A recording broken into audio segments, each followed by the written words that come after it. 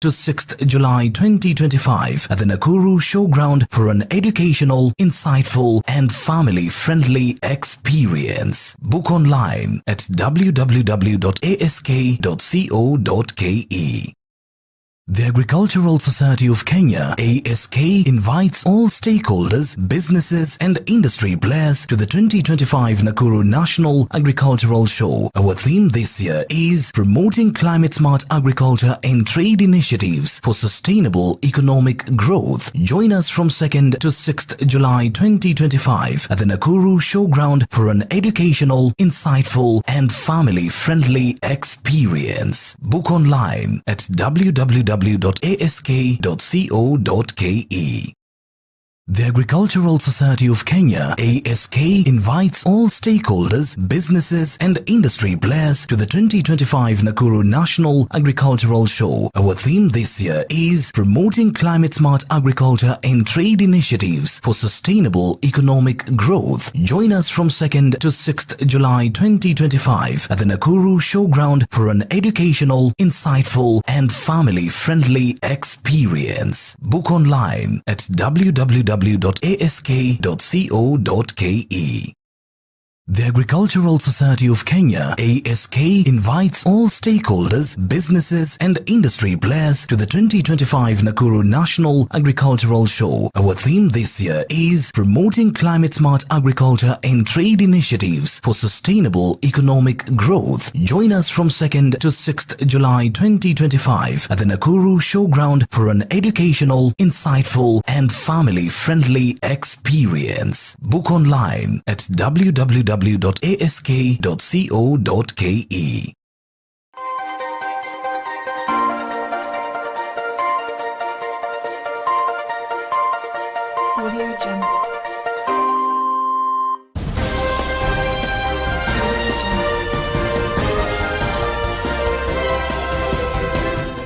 Good evening, Nakuru, and welcome to the Nakuru TV Weekly News Roundup this Monday, 30th June 2025.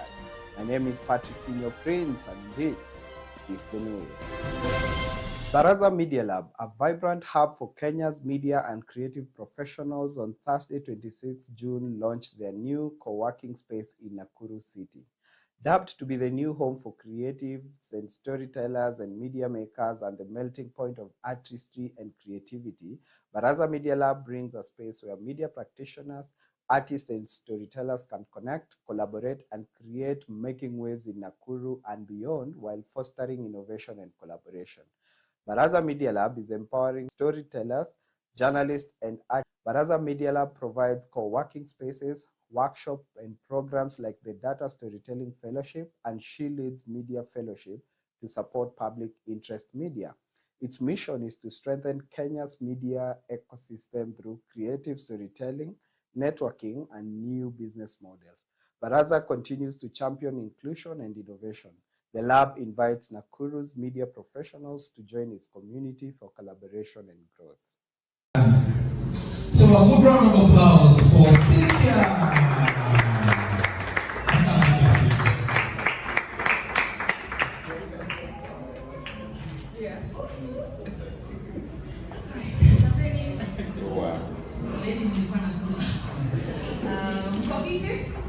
Nimeambiwa introduce team kwanza, right? Hapa mwenye najisikia. Nitibambe, sawa.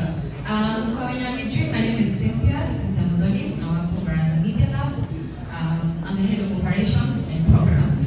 Na mwenye mekaribishwa na Chris, also najua sisi ni wageni Nakuru, but karibuni nyumbani kwetu. Welcome to Baraza. We almost cancelled together anyway. After Jana and everything that went on, to actually Julius, is there still need for us to do this? Is it insensitive? Is a man we are having to like kind of a soft opening of a space? But then again, tukakumbuka kitu moja. That's why Baraza exists. We can't ignore the fact that the country is going through what it's going through, like the creatives and the media guys, and that's our community. So, kendo kikulotea kasoko nje, you need a space where you can come back and you breathe. Utulie kwanza. You need a space where you can come and regroup. You need a space where you shoot your TikToks, your lives. You need a space where you can edit. Hakuna haja uende ujeka people kwa any kind of goal or anything. Uko na space where you can come and sit down and edit. So it was timely. It was timely. It's timely for us to say that we have a space where you can call home. We have a safe space for the industry. And that's who we are. Nakuru's Buraha Zenoni Gardens came alive on Saturday, 21st June with the first ever Dumo Festivals, a vibrant celebration of Kikuyu culture, music, and art. Hosted by Dubis Entertainment, the event drew crowds from 2 p.m. Saturday to 5 a.m. on Sunday. The festival dazzled with performances including Devi Kamoko nostalgic accordion set, blending traditional Kikuyu beats with modern vibes. Attendees enjoyed stunning cultural decor, food stalls, serving crispy chicken and local dishes, and vendors offering handcrafted jewelry and kitenge outfits. However, long queues for food and delays in preparation tested the patience of many. Despite these challenges, the event was hailed as a cultural triumph, with organizers already teasing a second season. Nakuru's fan seekers are buzzing about the festival's unique energy, though they are calling for better logistics next time. We'll keep you updated on plans for Ndumo's festival return.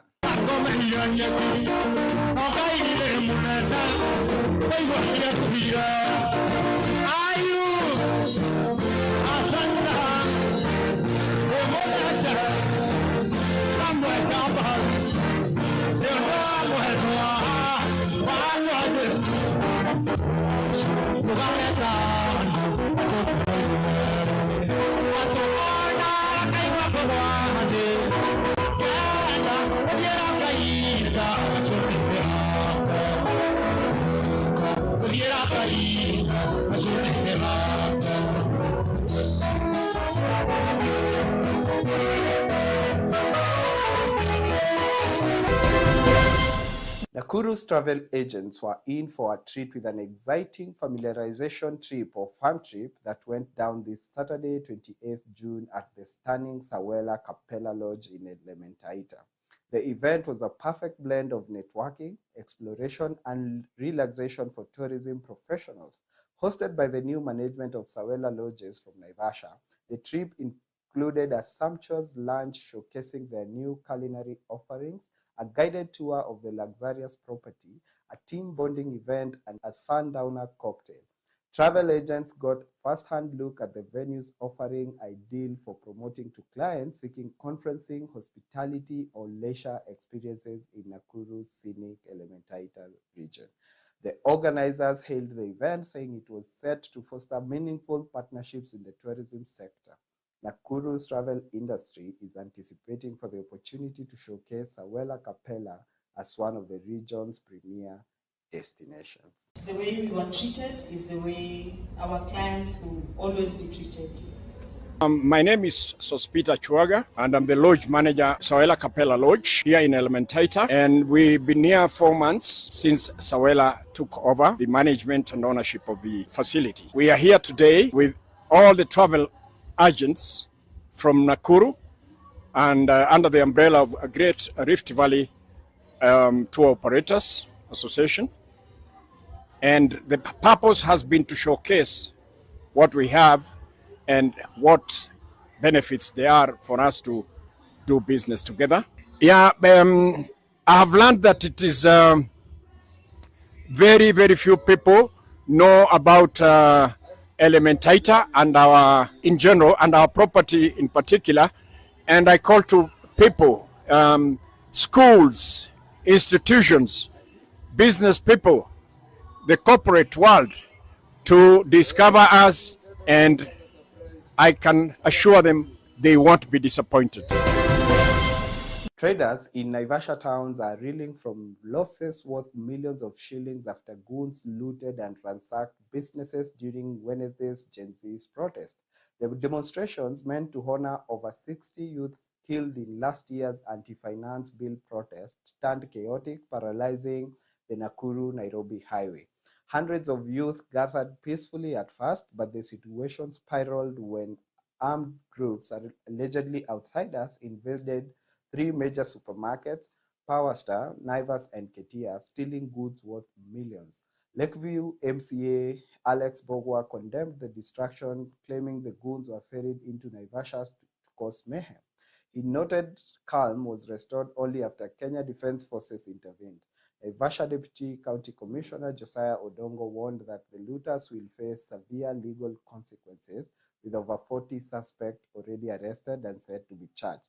Local Gen Z organizers distanced peaceful protesters from the chaos, calling the looters hired criminals. Last year, Naivas and the area MP's office were also targeted.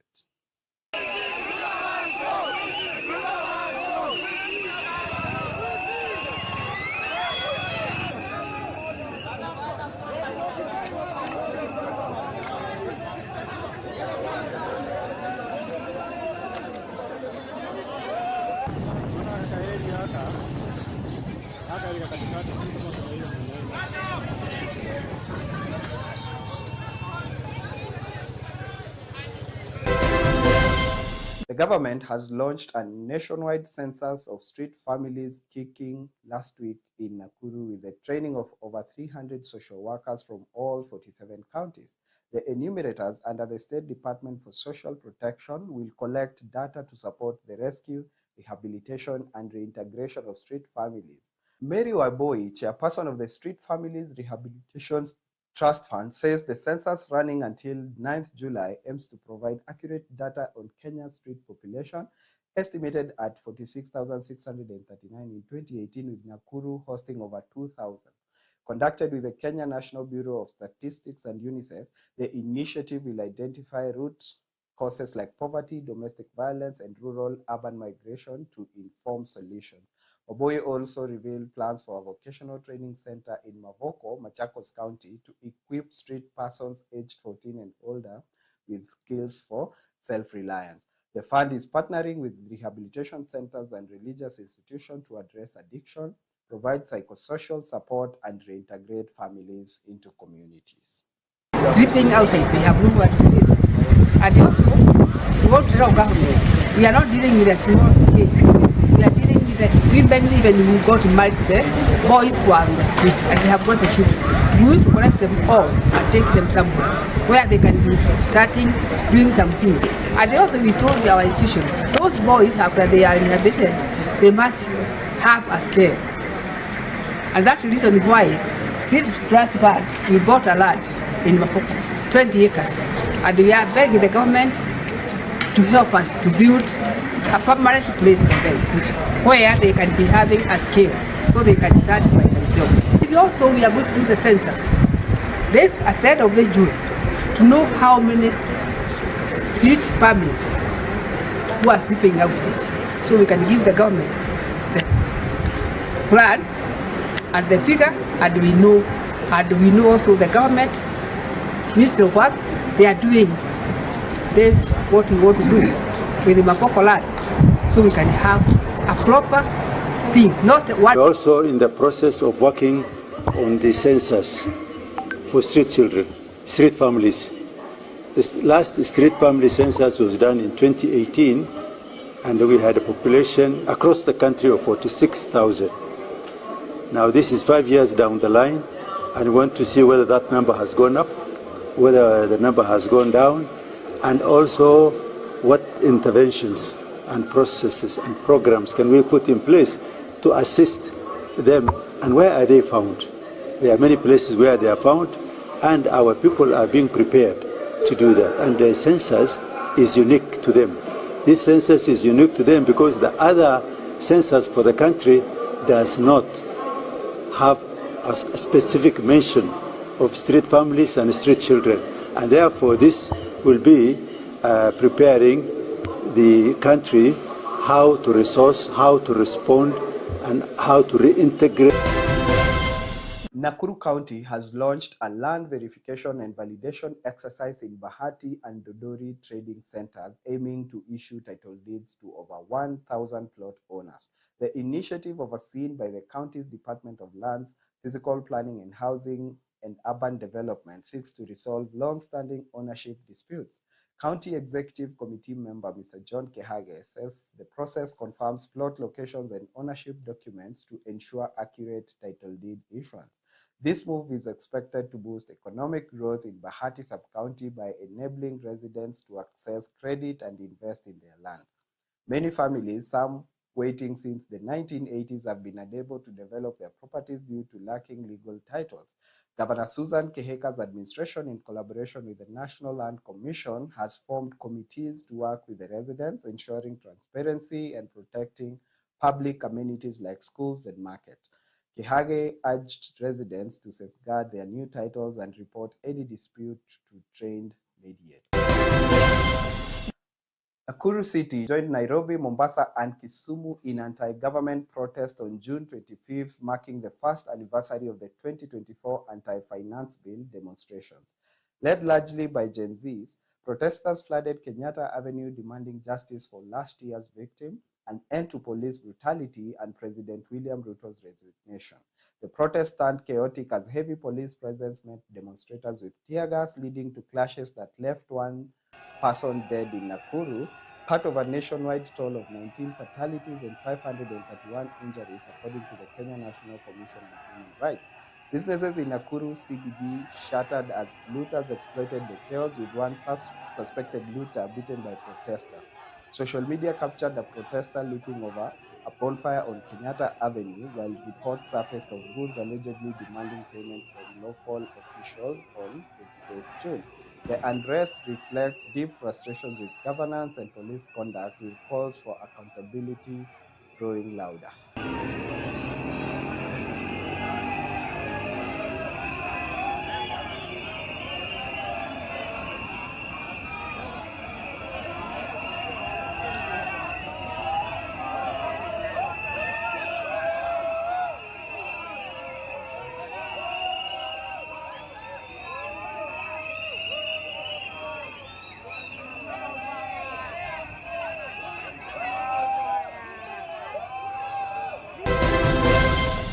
Chaos gripped Nakuru City's central business district on Wednesday, 25th June, as peaceful protests commemorating victims of last year's anti-finance bill demonstrations turned violent. Goons infiltrated the march, leaving a trail of destruction across the city. The protest began with youths marching along Kenyatta Avenue armed with flags and placards to honor over 60 people killed in 2024's demonstration, but the mood shifted when looters targeted businesses, ransacking a Safaricom shop and looting gas cylinders, vehicle oils, and refreshments from a Total Energies fuel station. A viral video captured an angry crowd cornering a suspected goon hiding in a water tank, with boda riders and protesters demanding justice. Police intervened with tear gas to disperse the crowds, but not before a journalist was injured by a canister. Nakuru's business community is now grappling with losses from vandalized property, including streetlights and metal structures. Authorities are investigating, with calls for stronger measures to prevent goons from hijacking peaceful protests.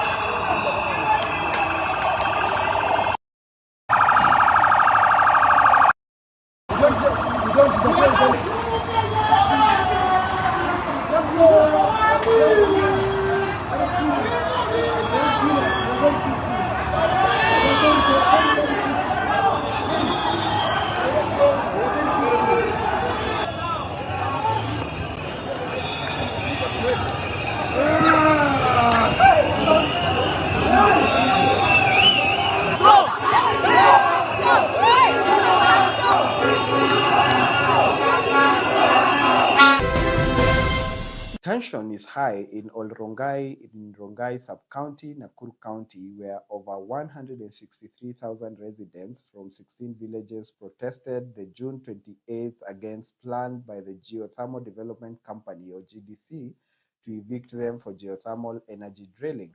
The community is fighting to protect their land and livelihoods. Led by Advocate Mark Ondaga, residents from villages including Rongai, Marigo, and Rig have demanded the cancellation of GDC exploration license within 2 weeks, threatening legal actions if their demands are unmet. They accuse GDC and Social Energy, reportedly linked to the Moi family, of conducting a private environmental impact assessment without proper public participation, a claim echoed on social media. The protest highlights fears of displacements and environmental harm in the Menengai caldera, a key geothermal site. Community leader Mr. Ngetich says they'll seek court intervention if the government fails to act. GDC has yet to respond publicly. Kwanza nataka nishukuru kwa kuja kwenyu kwa hii mkutano wetu. Kwa majina naitwa Honorable Sami Serone, the immediate former member of parliament nominated, na mimi mkazi wa hapa Kaliet Farm. Message enye nataka nipeane kwa niaba ya hawa, because tunaongea kwa niaba ya hawa na kwa niaba yetu, kwamba hapa ndio nyumbani. Naomba His Excellency the President of Republic of Kenya to listen to these people. Tafadhali weka masikio yako, Your Excellency. Sikiliza malilio ya watu. Hawatoki hapa. Kutoka Lodwar mpaka Mozambique, along the Great Rift. Hii moto imejaa mpaka huko chini South Africa. Tafuteni nafasi ambapo hakuna watu mchimba moto. Lakini pahali kuna population kama hii, ambayo investment, angalia nyumba ya Mungu ndio hii tumechenga kwa miaka karibu 18. Mnataka sasa kufanya hii nyumba, sijui mtaweka nini hapa ndani. You cannot replace the house of God with anything. Anything. Hata hiyo pesa mnaongea. I'm wondering, hii tamaa ya pesa ambapo mnataka kudhulumu binadamu ndio mpate utajiri, ni ya nini? Mtapeleka wapi pesa? Hii yote ni vanity, and we are going to leave them here on earth. Ya tatu, tafadhali GDC na Kengen, angalieni shida hii kwa hapa Caldera. Soon we are going to go to the court, and I know the procedure and the regulation governing this process you are doing up. Kama hii vitu, the byproducts ya hiyo moto mnatoa chini na mnawachilia kwa binadamu, soon we are going to take you to court, and you either follow the right procedure ya kuondoa hiyo chafu kule hewani, or else you will close. Humanity come first. Anything else in a second. Therefore, pile ndugu yangu Kibet alisema, na nataka kusema, without fear or favor, tunatoka hapa tunaenda mbinguni. Hakuna bali pengine tunaenda. Kwa hivyo tafadhali, hata wale tunasikia bununu ya kwamba kuna kampuni kutoka Italy, sijui kuna nani, wao wakuja watu face, we talk. Kama kuna mtu wako interested katika taifa hili ya Kenya kuhusu kuja kutoa hii moto hapa, kuja tukutane hapa, ndio uelewe. Kwa hivyo nyinyi watu ya sehemu hii mtulie kwa amani, lakini mtu akikuja na usienzi umsalamie na usienzi. Kwa majina ni Timothy Ngetich, mkazi wa Menengai West Ward, Rongai community. Ya kwanza ningependa kuhimiza kuwa population ile iko area hii ni population ya watu wa kulima. Na watu wameekeza, watu wameinvest all their sweat here. Kujenga manyumba, watu pia wamezikana hapa. Na si shamba ile tunaweza wachilia iende tu hivyo. We are talking of a population of around 163,000 people. 163,000 people, hiyo inaguza upande wa Kabazi Ward, area ya Marigo, Rigogo, Kirima, hadi pale Kimochochi. Upande huu wa Olerongai community inaguza hadi Olerongai ya chini, number 4, tuko na 11 villages upande huu. hiyo imekuja all the way mpaka Amani, Mlimani, Tulopmoi, Kaliet. So ya pili ningependa kuhimiza kuwa wakati tulikuwa na public hearing, NEMA walikuja ground na NEMA wakatueleza kuwa before wapeane ile leseni ya geothermal exploration watarudi kwa ground.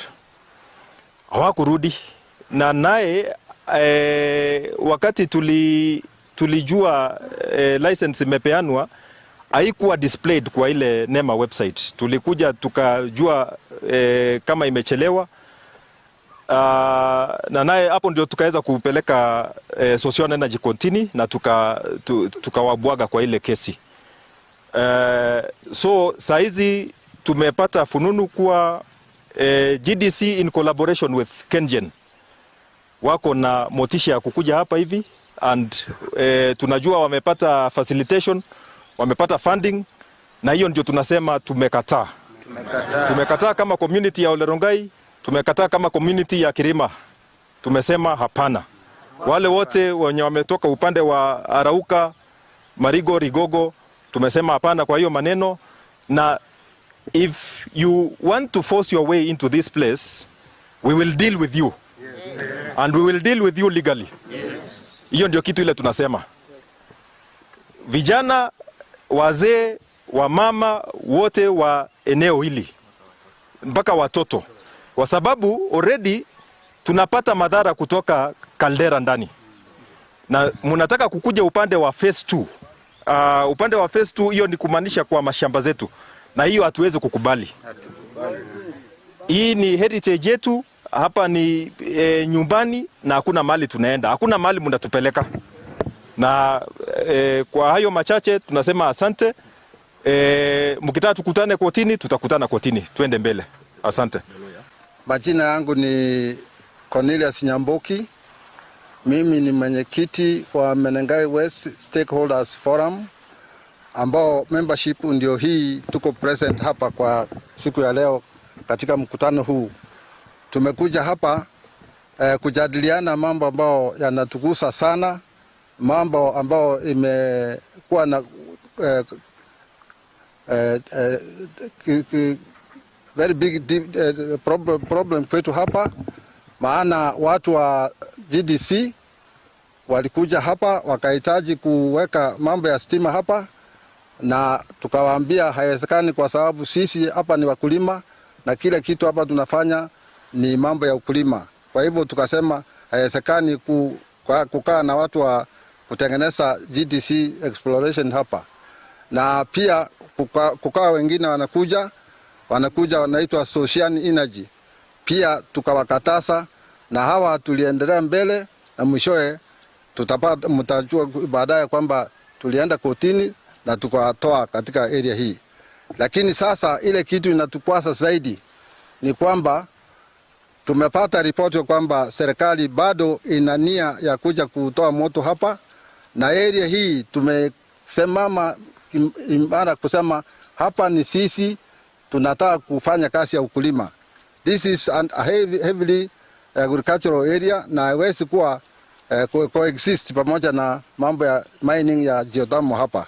Kwa hivyo tumekuja hapa kutafuta njia vile tunaweza kwenda mbele, taking legal action as necessary, na vile tunaweza kusimama imara.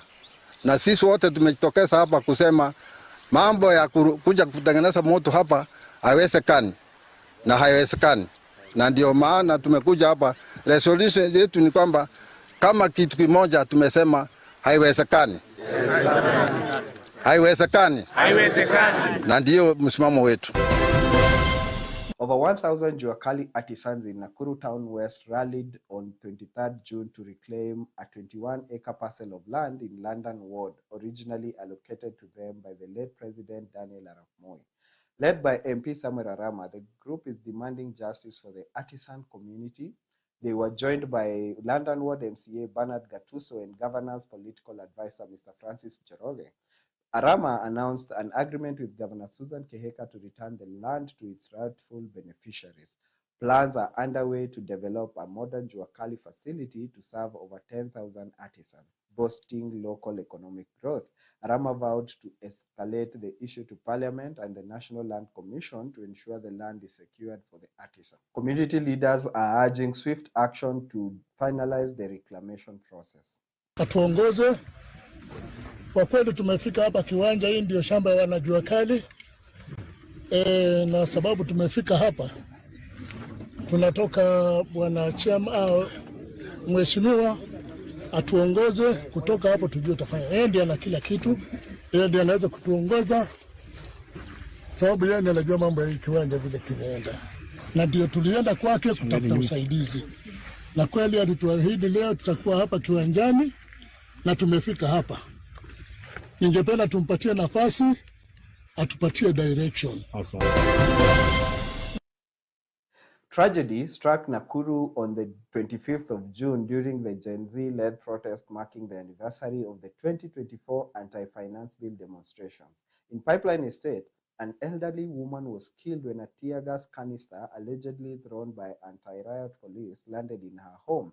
The incident contributed to a nationwide death toll of 19, with 531 injuries reported by the Kenya National Commission on Human Rights.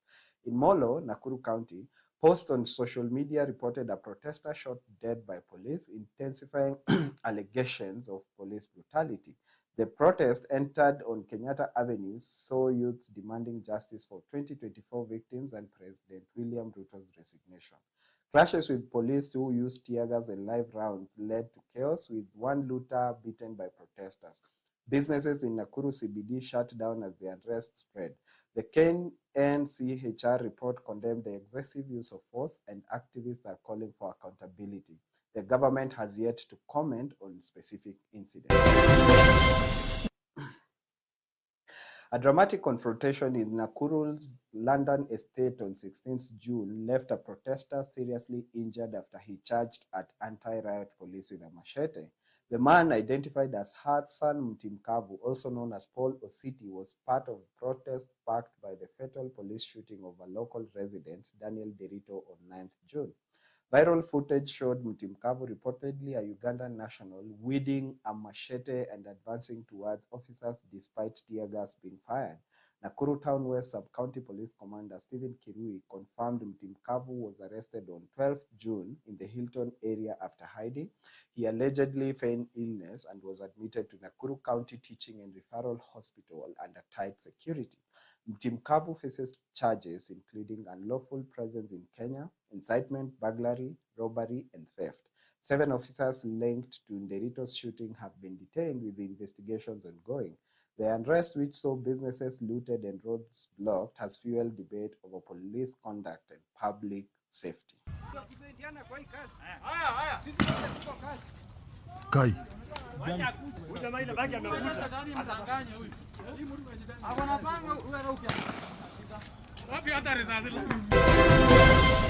A chilling incident in Nakuru has sparked outrage after a boda rider, David Nganga, was brutally mugged and nearly killed on Friday, only to discover his attackers were allegedly police officers. The 37-year-old lost his motorcycle, phone, and earnings during that assault. Nganga says he was lured to a remote area in Milimani by a client who, with 2 others, tied him up, beat him, and stole his belongings. After escaping and reporting the crime at Nakuru Central Police Station under OB number 70/14/6/2025, he was shocked to see 2 of his attackers in police uniforms at the reporting desk. One, who allegedly ordered his killing, claimed to be from Teachers Police Station but fled in a police vehicle. The incident has fueled public anger, with residents questioning the integrity of local law enforcement. Nakuru County Police Commander Michael Mwaura says the case is under investigations, but Nganga fears for his life, claiming he's being ignored by the station's OCS. Wakati wale wazee walikuwa na ninyonga, kuna wenye niliwasoma sura. Walikuwa 3, lakini wawili wao niliwasoma sura. Sasa bahati nzuri wale wazee walikuwa na ninyonga, nikapata mmoja kwa ubi. Yeye ndiye alikuwa anaandika ubi, alikuwa karau. Sikuamini, nikasema lazima ni mhoji kidogo, ndio nilimumaki na kitu moja, nilimumaki na meno na tena sura yake. Na naitwa Nganga. A wave of violent robberies and killings has turned areas like Elbagon in Molo, Kuresoi South, Kuresoi North, and Naivasha into hotspots of fear. According to a 2025 Kenya National Bureau of Statistics survey, Nakuru ranks as the fourth most insecure place in Kenya, trailing only Nairobi, Kiambu, and Meru. The county has seen a string of brutal incidents, including the murder of businessman Jackson Mwangi in the Pipeline area on 21st May and trader Paul Dongo in Bahati. These are among 6 reported deaths, including a police officer attributed to armed robbers this year. The violence has sparked outrage, with protests erupting in areas like London Estate, where residents demand justice. Socioeconomic pressures on youth are being blamed for the rising gang activity as opportunities remain scarce. Local authorities are under scrutiny, with reports of attacks on Molo. 16th June 2025, hundreds of students from the Rift Valley Institute of Science and Technology took to the streets, blocking the Nakuru-Eldoret highway to protest the deplorable condition of the roads leading to their campus. The demonstration, centered near Ngata, paralyzed traffic, prompting police to fire tear gas to disperse crowds. Students demanded a safety bridge to Kabasis and better infrastructure, citing ongoing safety concerns. Student leader from the Rift Valley Institute of Science and Technology was arrested during the protest that blocked that particular road. Students were demonstrating against the deplorable state of the roads to their campus, highlighting ongoing infrastructural challenges. Police used tear gas to disperse the crowds, escalating tensions in the Ngata area. Kwa majina naitwa Samson Ekales, mimi ni mkazi wa hapa, and there has been a public outcry about barabara kutoka Ngata Bridge kuenda mpaka Arvis. Now Arvis in fact is a very big institution, national national polytechnic, na barabara inafaa ikuwe imetengenezwa vizuri, na kuna aibu kubwa sana kwa sababu barabara ya kuenda Arvis inakaa vibaya. Na we have tried to talk to the MP, tukamwambia about barabara, yeye anajua condition ya barabara. I'm Dennis Kipiego, and I'm a student here at Harvest. I think the government should check on street lights pia sana, because hapa ni wanafunzi na wanapita kwa hii barabara sana. Wanafunzi ndio wanapita kwa hizo mabarabara, na usiku unaweza pata watu wanaporo masimu, wanaporo mavitu just because of insecurities. Sasa na request government waeke street lights, at least itusaidie kidogo. A tragic incident in London Estate has led to the arrest of 7 police officers accused of fatally shooting Daniel Derito on the 9th of June. The officers were arraigned in a Nakuru court on 17th June following allegations that Derito, a widower and a father of 5, was shot in the mouth after resisting arrest during a drug raid. Nakuru County Police Commander Michael Mwaura confirmed the incident, stating the officers are now detained at Menengai Police Station. The case was set for mention on the 24th of June.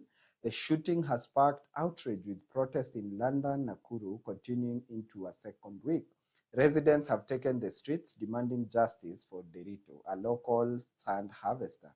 The Independent Policing Oversight Authority has been given 7 days to complete its probe into the incident. A viral video showing the police kicking down a motorbike during the protest has further fueled public anger. Chaos erupted at the Rift Valley Regional Offices in Nakuru on Monday, 23rd June, when Public Service Cabinet Secretary Geoffrey Rocco made a surprise visit and ordered the gates locked at 8 a.m. Hundreds of public workers who arrived late were shut out, sparking heated confrontations outside the government complex.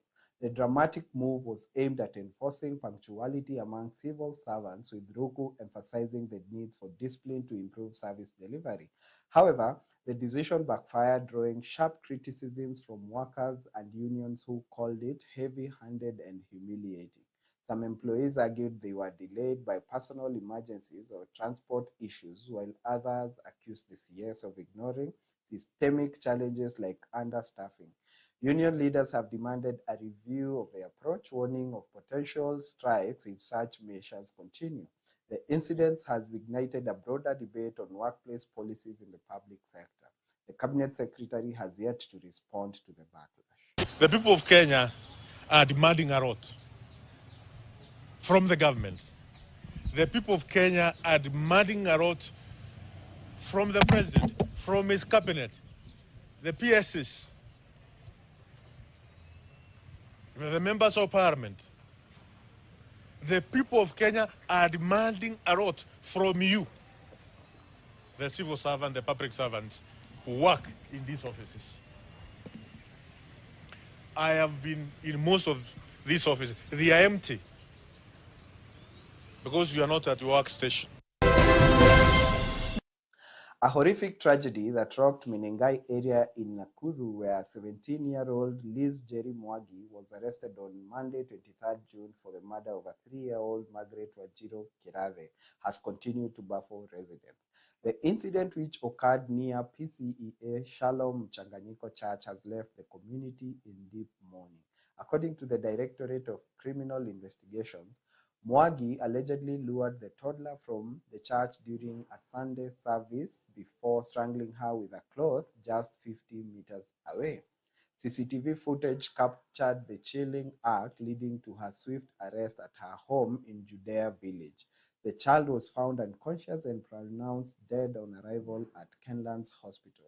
Authorities are probing the motive, with reports suggesting the suspect claimed she was influenced by a spirit. Nakuru County's 2025-2026 fiscal year budget totaling 22.36 billion shillings has been unveiled, with health, infrastructure and agriculture emerging as key priorities. The balanced budget allocates 66.6 for recurrent expenses and 33.4 for development projects. Health takes the largest share at 8.3 billion, funding upgrades for level 4 hospitals, new ICU units and digitized health records. Infrastructure follows with 1.5 billion shillings earmarked for street lighting, rural road maintenance and bridge constructions, including 183 million shillings from the Road Maintenance Levy Fund. Agriculture receives 770 million shillings to support programs like subsidized artificial insemination and the distribution of pyrethrum and avocado seedlings. Notably, 188 million shillings is directed towards climate resilience projects, while 372 million shillings is allocated to the Governor's Office for Emergency Funds and Modernization efforts. Public input significantly shaped the budget. Concerns over low absorption rates and environmental degradation prompted investments in tree planting, wetland restoration, and solid waste management. Additionally, 1.65 billion shillings has been dedicated to the Ward Development Kitty, supporting grassroots projects across the county. This budget aligns with Nakuru's vision of development and the national bottom-up economic transformation agenda. Next order. Order number 1, administration of oath. Next order. Order number 2, communication from the chair. Next order. Order number 3, messages. There are no messages. Next order. Order number 4, petitions. Next order. Order number 5, papers. No papers to be laid. Next order. Order number 6, notices of motion. Next order. Order number 7, statements. Next order. Order number 8, motion. Chairman, budget.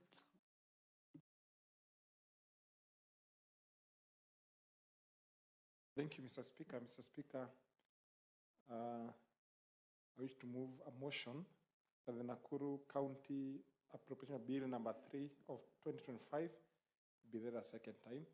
Mr. Speaker, the merits of this, that this House has gone through this bill. We have created ample time, Mr. Speaker, that members have come to an understanding of the importance of such a bill. And Mr. Speaker, with the winding time of this financial year, I wish that this bill be read a second time so that we can start appropriating monies for salaries, projects, and what Wanjiko went to public participation and indicated weren't done according to the rules of this country. Mr. Speaker, sir, I wish to move that. I wish to call the Deputy Speaker to second. Thank you so much, Honorable Speaker. I stand to second this motion that we consider to pass because it is timely, and as it has been said, the public is eagerly waiting for us to pass so that we can appropriate money accordingly. Thank you, Mr. Speaker, as I support. The Honorable Deputy Speaker, you are seconding? Yes, I'm sorry, Mr. Speaker, I second. Honorable members, I propose the motion that the Nakuru County Appropriations Bill number 3 of 2025 be now read a second time. The motion is open for debate.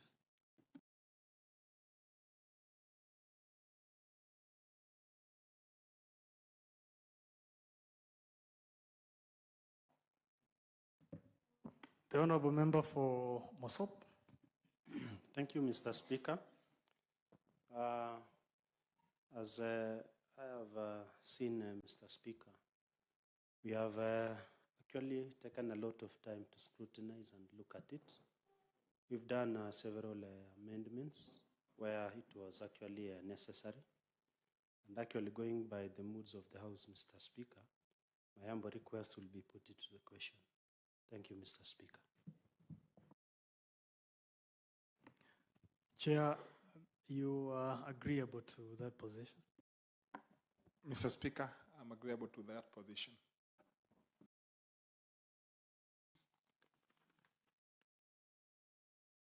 I will proceed now to put it to question that the Nakuru County Appropriations Bill number 3 of 2025 be now read a second time. As many who are of that opinion say aye. As many who are of contrary opinion say nay. The ayes have it. Clerk. The Nakuru County Appropriation Bill number 3 of 2025, a bill for an act of County Assembly of Nakuru to authorize the issue of money out of the consolidated fund and its applications toward the services of the year ending on 30th June 2026 and appropriate those sums and sums vote on account by the County Assembly for certain public services and purposes. Second reading.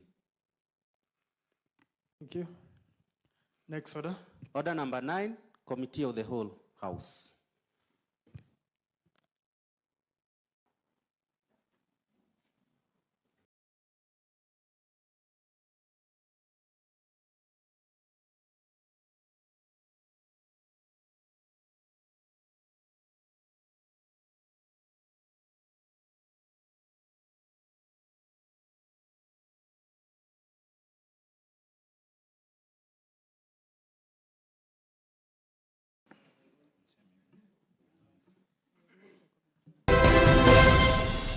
That's it for the Nakuru TV Weekly News Roundup. Be sure to catch us next week, same place, same time. From all of us at Nakuru TV, we wish you a happy new week. See you next week.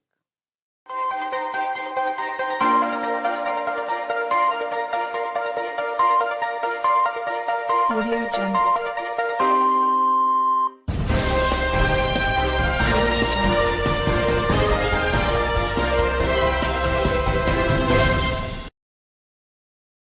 The Agricultural Society of Kenya, ASK, invites all stakeholders, businesses and industry players to the 2025 Nakuru National Agricultural Show. Our theme this year is promoting climate-smart agriculture and trade initiatives for sustainable economic growth. Join us from 2nd to 6th July 2025 at the Nakuru Showground for an educational, insightful and family-friendly experience. Book online at www.ask.co.ke.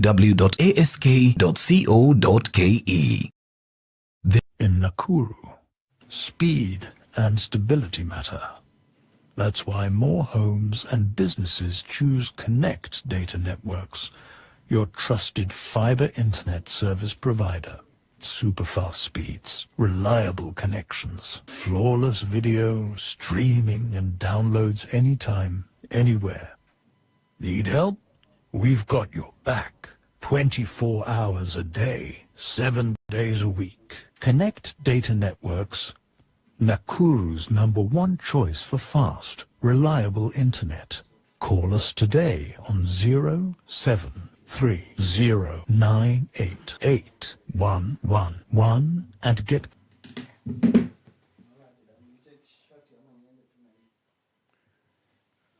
Should I remove also my...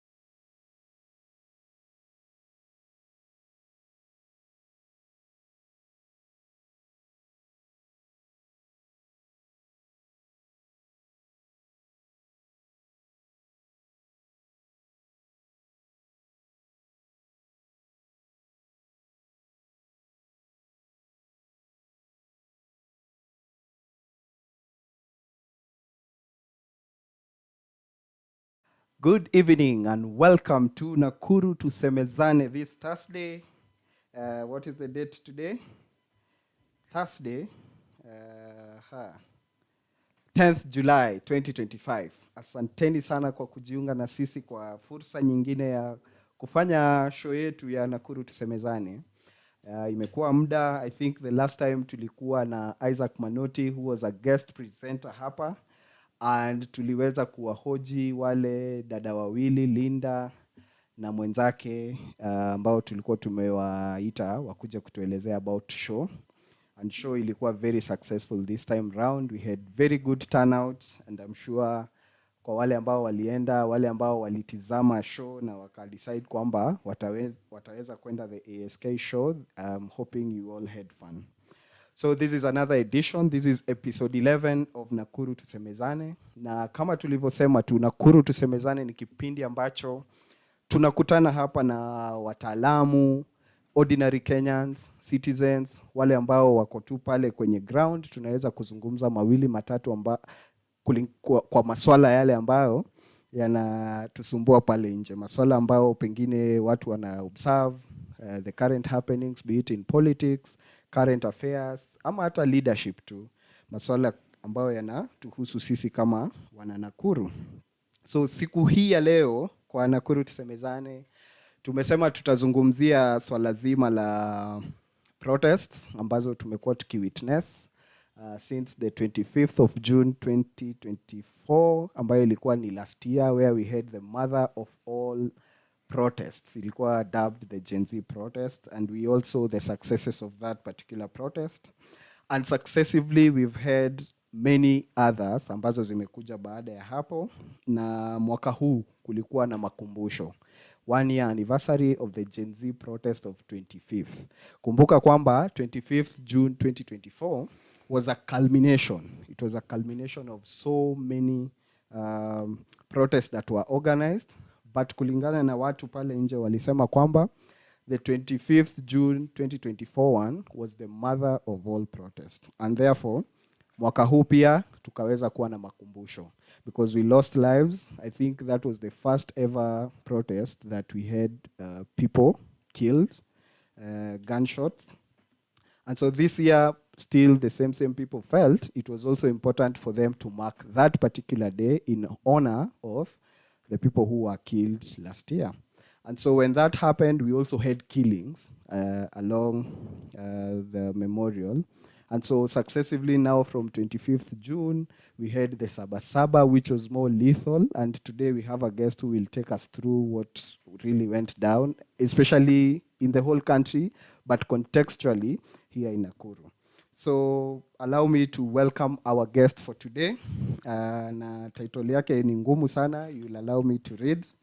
But our guest is basically a person who has been in this town, lived and worked here, has an understanding the issues that really Nakuru, especially politically and socially, akona tunawita uzoefu ama pengine anaelewa.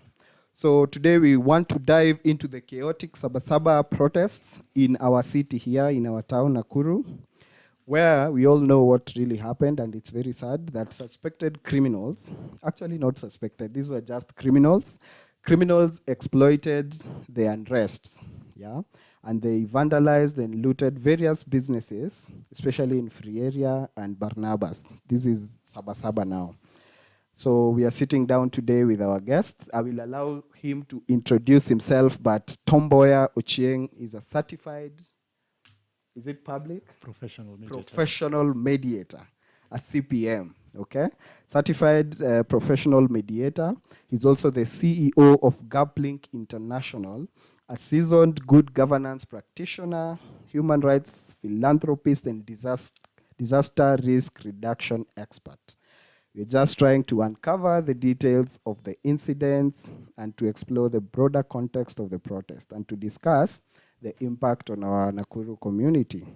So what we'll be trying to answer today is what drove the unrest and how can Nakuru heal and rebuild, and also to try and distinguish between what really happened with the criminals, the looters, plus the people who are actually in the streets to actually protest and how that matters. Karibu sana. Thank you, thank you.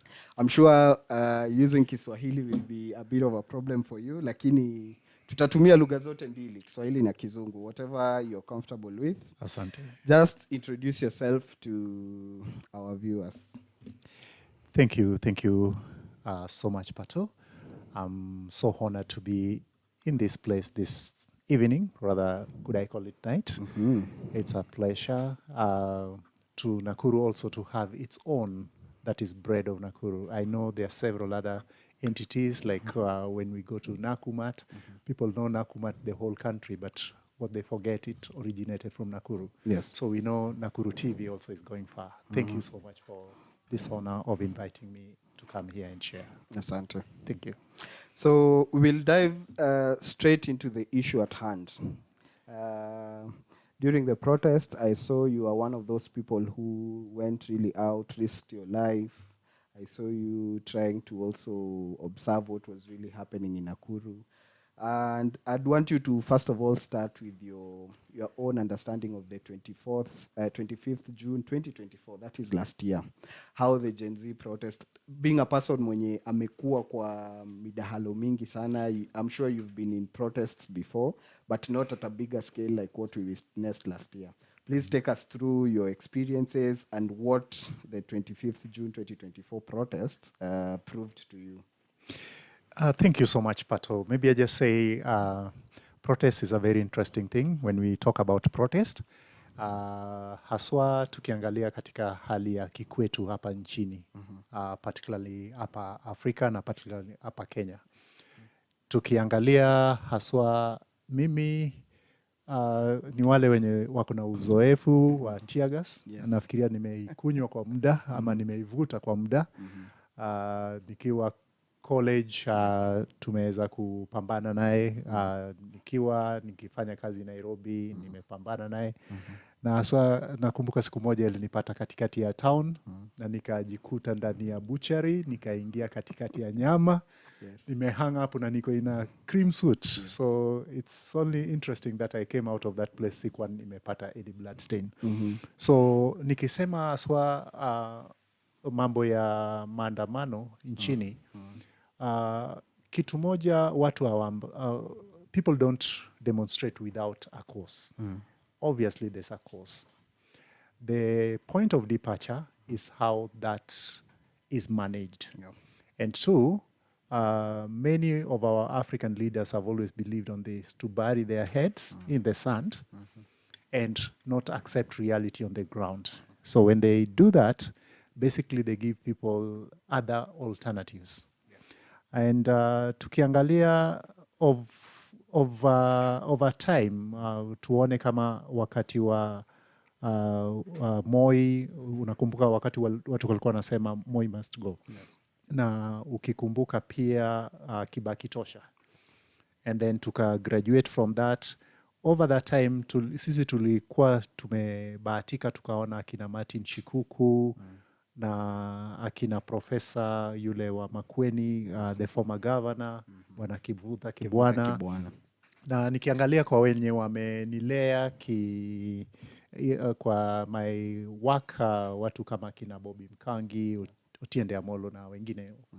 So tukiangalia haswa pia ni rudi back wakati wenye tulikuwa tuna promulgate the new constitution 2010. Yes. Yes.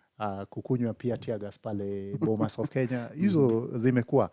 But now out of that, watoto wamekuwa wakiona wazazi wakiumia.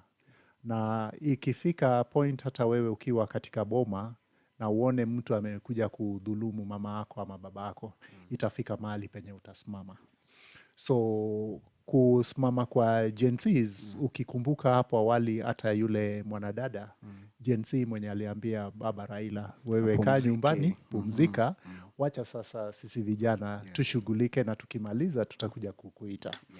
So ni vijana walikuwa wameumia kuona wazazi wao wakiumizwa. So walipoona wazazi wakiumizwa wakaamua sasa tutachukua jukumu letu na tujaribu kutumia nguvu pia yenye Mungu ametubariki katika hali yetu ya kiubinadamu. So ndiposa unaona waliweza kuifanya hivyo, lakini kitu ya muhimu tukumbuke ni ya kuwa hata Gen Zs walipoenda pale walikuwa na a lot of goodwill kutoka kwa the millennials, kwa Generation X, na hata I believe pia kutoka kwa wale wenye wanakuwa bado wadogo, wale tunawaita alphas. So walikuwa pamoja, ni ile tu hawakutokezea. But kuna wenye walitokezea hawaku demonstrate, lakini walikuwa wana observe. Mimi nilikuwa moja ya wenye walikuwa wana observe, na tulitembea nao tukiona yale walikuwa wakifanya. Walikuwa na very good objective of this. But ilifika mahali penye pia kulikuwa na excitement, na katika ile excitement inafika point yenye sasa wanajichukulia kila kitu. Na wenye walikuwa na deal nao, nakumbuka niliona one of the Churchill shows yenye mtu alisema ati Gen Z ukimpiga akona sauti 3 anatoa meow pow and all this kind of stuff. So walikuwa wanafanya hiyo. Na wakibeba very simple things, walikuwa tuna their phones, whatever type of phones they had, probably because they needed to communicate. And the second thing walikuwa wako na firimbi ku announce they are there, na ya tatu walikuwa na bendera. Wakati walipozidiwa ndio wakachukua mawe, lakini haswa kuanzia wakati walipoanza hakuna hata mmoja alibeba mawe. Ningependa tu labda pengine utupe ile inaitwa taswira, differences ya the Gen Z revolution in terms of how they participated in the protest vis-a-vis what used to happen before. Nakumbuka pale awali Saba Saba protest za 1991, pengine haukuwa pale, lakini as a student of history niko na uhakika kwamba unajua jinsi wakati ule pengine protest zilikuwa zinafanywa, na sasa hivi vile teknolojia pia imetumika pakubwa sana na hawa vijana wetu wa Gen Z ku advance that particular cause. Nikiangalia wakati ule mwingine, walikuwa tuna njia, a very simple way, hata ukiangalia in the universities how it used to be. Maybe I go back to the universities. Unakumbuka hata nikiwa na ndugu yangu mkubwa yule alikopokuwa pale, these are the group yenye walipitia through National Youth Service first, kabla waingie the university. Na wakati ule walipea Mzee Moi wakati mgumu sana because walikuwa wako paramilitary trained. So walikuwa na kulimana. Alafu unakumbuka hiyo ikawa withdrawn, so watu wanaenda university without going through the National Youth Service. But on the other hand also it had given them a lot of discipline unlike us.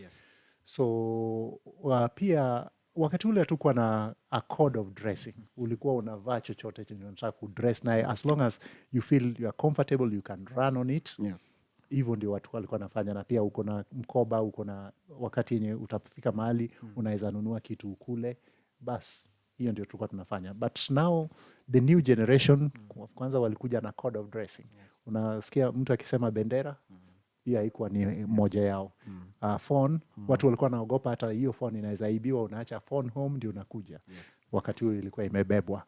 Na pia walikuwa na firimbi. So these were very good ways of making the noise. Umejua wewe ukipiga sauti inafika mahali penye sauti inaisha. Lakini hii ingine as long as unaweza puliza. So they had a different approach. And two, walipokuwa wanakuja pia, like I said, kulikuwa na a lot of goodwill.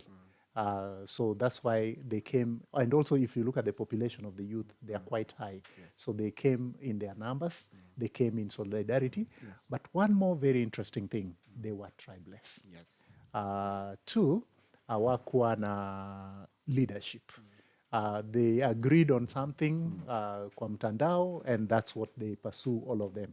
And this one was very effective in the sense that wakati wa Moi na wakati wa Kibaki na hao wengine, ungepatikana we ni leader, unaarestiwa the night before. So then these people remain leaderless. So the being leaderless part ilikuwa pia inachangia pakubwa kwa the success. The success they made because of that leaderless nature. So that you don't know which one to arrest, because even if you arrested this one, the others will still continue. And then two, the technologia. We have now, tuko na teknolojia yenye, tuko na phone na tuko na apps. And pia in these apps, you can be able to locate what's happening in another place. You can also even use the satellite to look at the picture on the other side. So even when you treat a point yenye government wakafanya the most, I would say, a very degrading and subjective thing like switching off the signals of the TV. Yes. I mean, it was like they never stepped in a classroom. Or maybe the person who was doing that never consulted far and wide. And they actually, to me, they embarrassed the government because the government would have done better than just switch off. The other thing also, maybe mimi as a SEMA, the demonstration we had should not have been what it was. In fact, the demonstration would have even probably gone for 1 hour. Kwa nini nasema hivyo? Tuseme kama hapa Nakuru. Yes. We imagine for a moment if maybe the county commander, and I'm sure maybe he probably might be following this show. Yes. The county commander would have come hapa Kenyatta Avenue. Na akifika hapo Kenyatta Avenue. Which was like the center of action. Basically. Yes. Angeita watu na waambie, tumeona mumekuja. Maybe kama sauti ni kidogo, angetumia megaphone. Na ambie watu, mumekuja, hai ni mzuri. Na mnataka kudemonstrate, ni haki yenu. Sasa tusemezane tu. Sisi hatuwakatazi. Tunajua ni jukumu letu kuwalinda na pia ni your rights. So mtuambie tu, mnataka kuanza wapi? Na mnataka, mkianza hapo, mtapitia wapi? Na mkipitia hapo, mko na memorandum, mnataka kupeana wapi? Waseme wanataka kupeana maybe pale kwa PC, ama wanataka kupeana kwa county commissioner, ama kwa governor, excellency. Then, agree ni hivyo. So, then angewaambia, basi kama ni hivyo, basi muende pale, sisi tunawafuata. Then tukifika pale, mkishajipanga, sisi tutatembea mbele yenu, alafu mtatufuata nyuma na tokao na baadhi yetu nyuma yenu.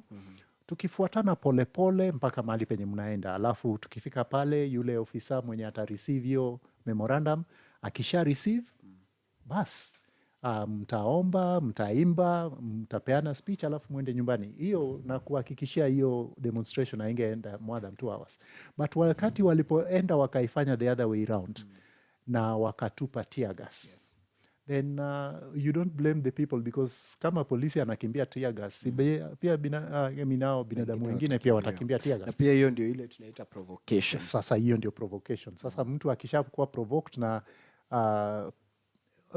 the darkness of that cloud, anybody can do anything. Yes, we have powerful cameras we can be able to pick through, but still it gives people a cloud of doing the evil. And that was bad. But one more thing, kitu najua pia wenye walichangia pakubwa, tulipokuwa tukitembea around, because us tulikuwa tunafanya monitoring. Tulitembea na tukaongea na wananchi, na tukaona even some of the interviews. Wengine walisema, na mko na hizo clips I'm sure, ya kuwa kulikuwa na baadhi ya our political elites in Nakuru. Wenye walipoona hiyo wakaona watakuwa irrelevant on the ground. So walipoona they are going to be irrelevant, that walienda ahead na wakasponsor the goons. So ile ya kwanza walishindwa, but because probably iliwapata off guard. Hii ya pili waka manage kupata the goons, na walipo manage kupata the goons, walipowaleta pale walikuwa wachache kuliko wenye walikuweko, so wakashindwa venye watapiga watu. So watu walipoenda one side towards KFA, au wakarudi backwards towards Pincam House, and they're the ones who actually ended up stealing and looting. So pengine kabla tufike pale, nilitaka tu pengine wasia wako kulingana na ile historia ambayo umekuwa nayo na jinsi ambavyo vijana nchi nzima walifanya ile organization na kufanya ile the 25th June. In fact, some quarters wamekuwa wakisema kwamba ile siku ni ya muhimu sana kwa hiki kizazi, na pengine wanapania baada ya mambo yote kuisha, hiyo siku itawekwa kwenye kumbukumbu za historia, kwamba huo ni ule wakati ambao vijana walishikana bila kabila, bila uongozi, na wakaamua kupeleka matakwa yao kwa streets. Okay? Na it was one of the most successful protests zile ambazo witness at the time, kwa sababu it was largely peaceful. Nakumbuka wakati huo, especially hapa Nakuru, kwamba askari hawakutumia zile nguvu sana, especially mwanzo. Ilifika mahali vijana walipopania kwamba wataenda kule State House, ndio kulitolewa zile vifuta machozi na kukawa na mtu ambaye aliumizwa na risasi. But for the large part, 25th June protest zilikuwa regarded kama one of the most peaceful na ile ambayo ilifanya vijana wakashikana kwa umoja ambayo haijawahi kuwa witnessed in this country. Na tuliona baada ya hapo rais mwenyewe alifanya press briefing na akaweza kusema amesimamisha wale ambao walikuwa wafanyikazi wake, ma-ministers. Alifanya some concessions na ile finance bill ikaweza kuondolewa. Na sasa kutokea hapo, sasa ndio nilikuwa nataka utupeleke polepole, utueleze kwamba baada ya hiyo success ambayo tuliona pale, watu wamefika kiwango kwamba sasa wanajua pengine kuenda kwetu kwenye streets ndio the only language yenye serikali inaelewa. Na pia serikali iko na monopoly ya violence to an extent where wanapoona labda this is very successful na itakuwa a force, sasa ndio unasikia wale viongozi wanatumika kusponsor wale goons ambao wana loot. Ndio itakapokuwa looted ama area watakapoiba, inasemekana ni kwa sababu ya zile protest ambazo tumekubali, ndio manake tunaona huu wizi. Pengine tuelezee tu kwa kina. Nikiangalia kwanza ningesema kabisa that the 25th June 2024 was very successful. In fact, successful to the extent kufanya the government panic. And I'm one of those proponents, those who actually agitate that hiyo siku iwe ni kumbukumbu katika hili taifa. Because number one, kulikuwa na bloodshed. Number two, kulikuwa na ukombozi ya finance bill kurudishwa chini. So that was done in a record time. Na pia, that loss of life was so unfortunate to the extent that it was, because these people would have used other means to get these guys out of parliament, but not by taking their lives. And that in itself would have also shown that they were mature enough, but here they showed a lot of immaturity by killing people.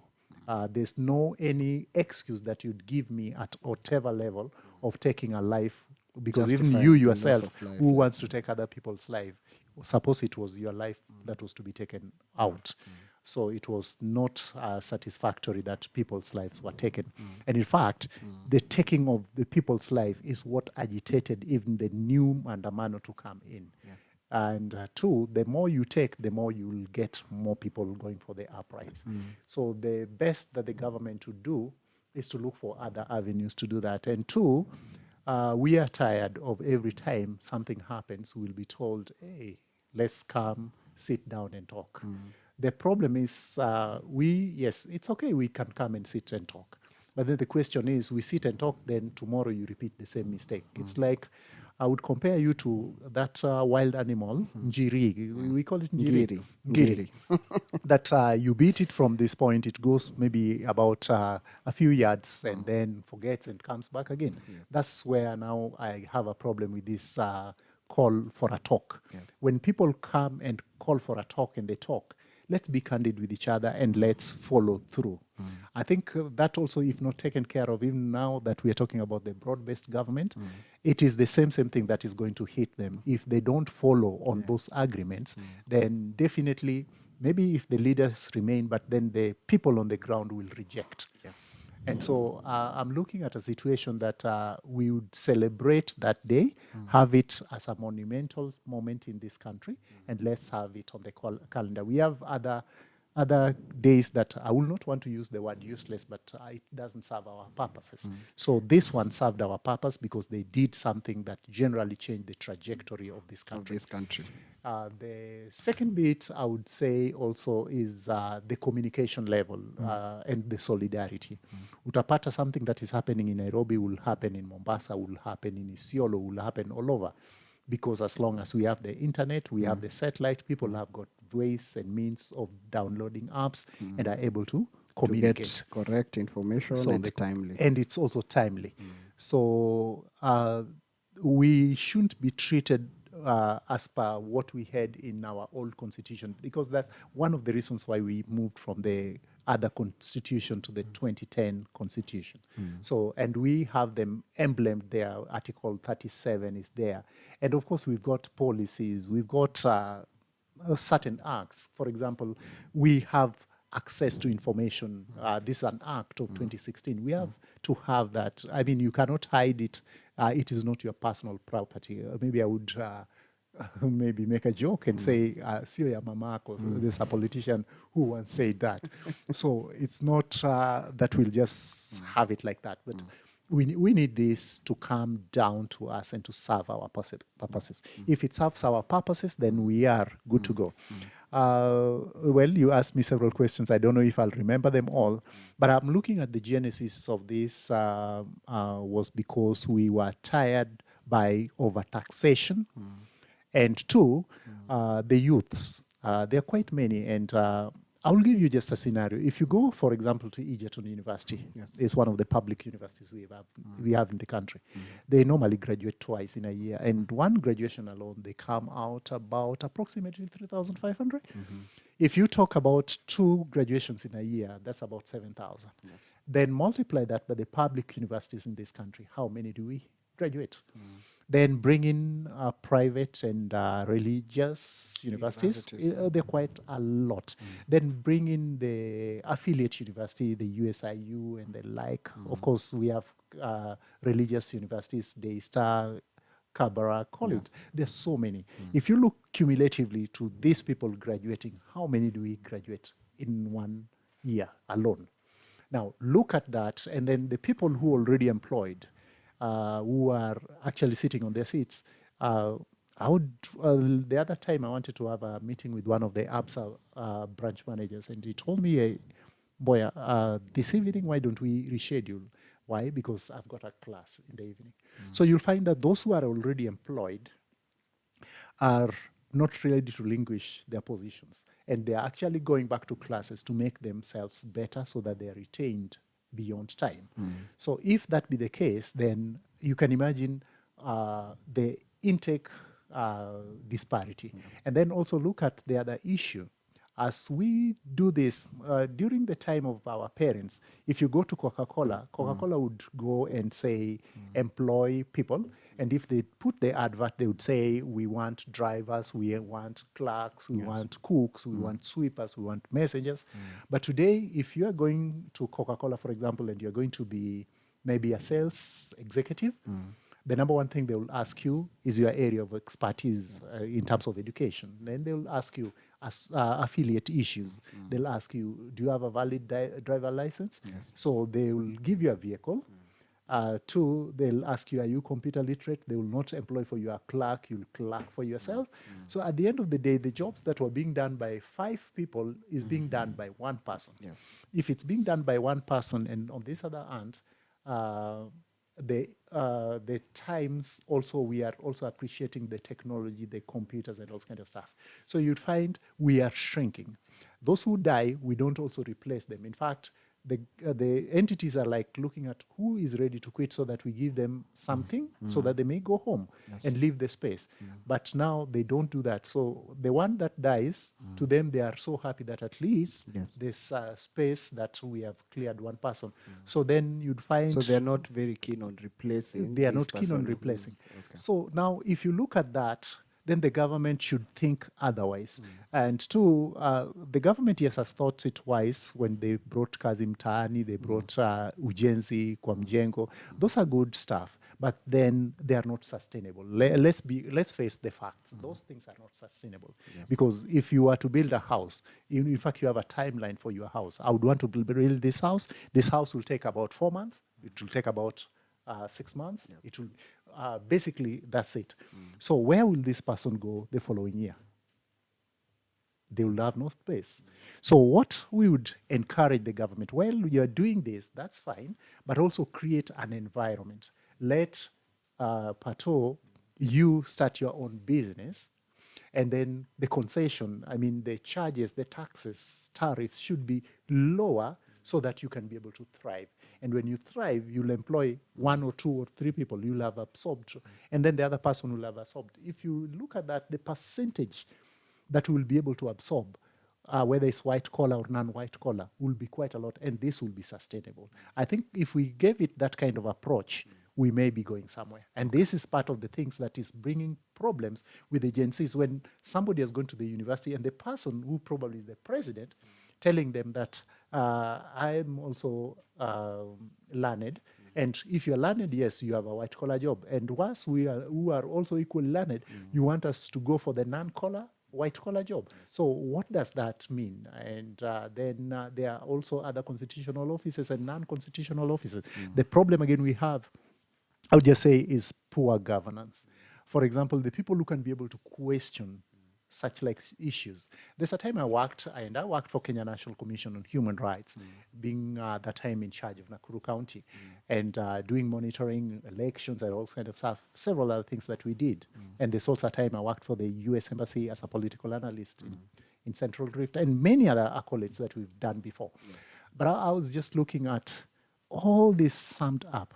For example, National Commission on Human Rights, when it's the ripe time for them to do something, then they are denied commissioners. Okay? And then the Secretariat can only be able to do up to a certain level, but without the commissioners, they cannot do certain things. The same thing is playing right now with the IBC. And now if it plays with the IBC, then chances are if we delay and we don't hit the calendar that has been set aside for IBC to do mapping, to do, demarcations and all kind of stuff, then what are we doing? We are actually delaying the elections. If we delay the elections, then basically the government will be asked, you are where? What did you do? So you see, these are things that are in the waiting. So we don't need issues where people put for us suits and drive expensive cars. That's not leadership. In fact, it's such a pity that we go for maybe beauty competition, who is much more brighter than the other. No, leadership, we need leadership that is able to sustain the country, that is able to bring people together, then that will give us a solution. But as at now, I am sorry, we are not on the right trajectory. And I think basically what you've done is you've summed up all the issues pertaining to the Gen Z cause.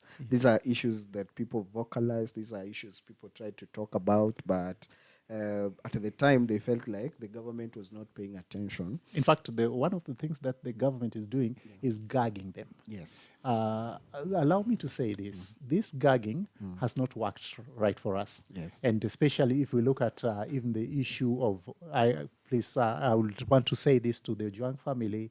May Ojuang's family take my condolence, my deep condolence, and even to Boniface, who died as a result of Ojuang's death, also my condolence. And I want to really appreciate somebody like or Eric Omondi and many other actors that have come into support.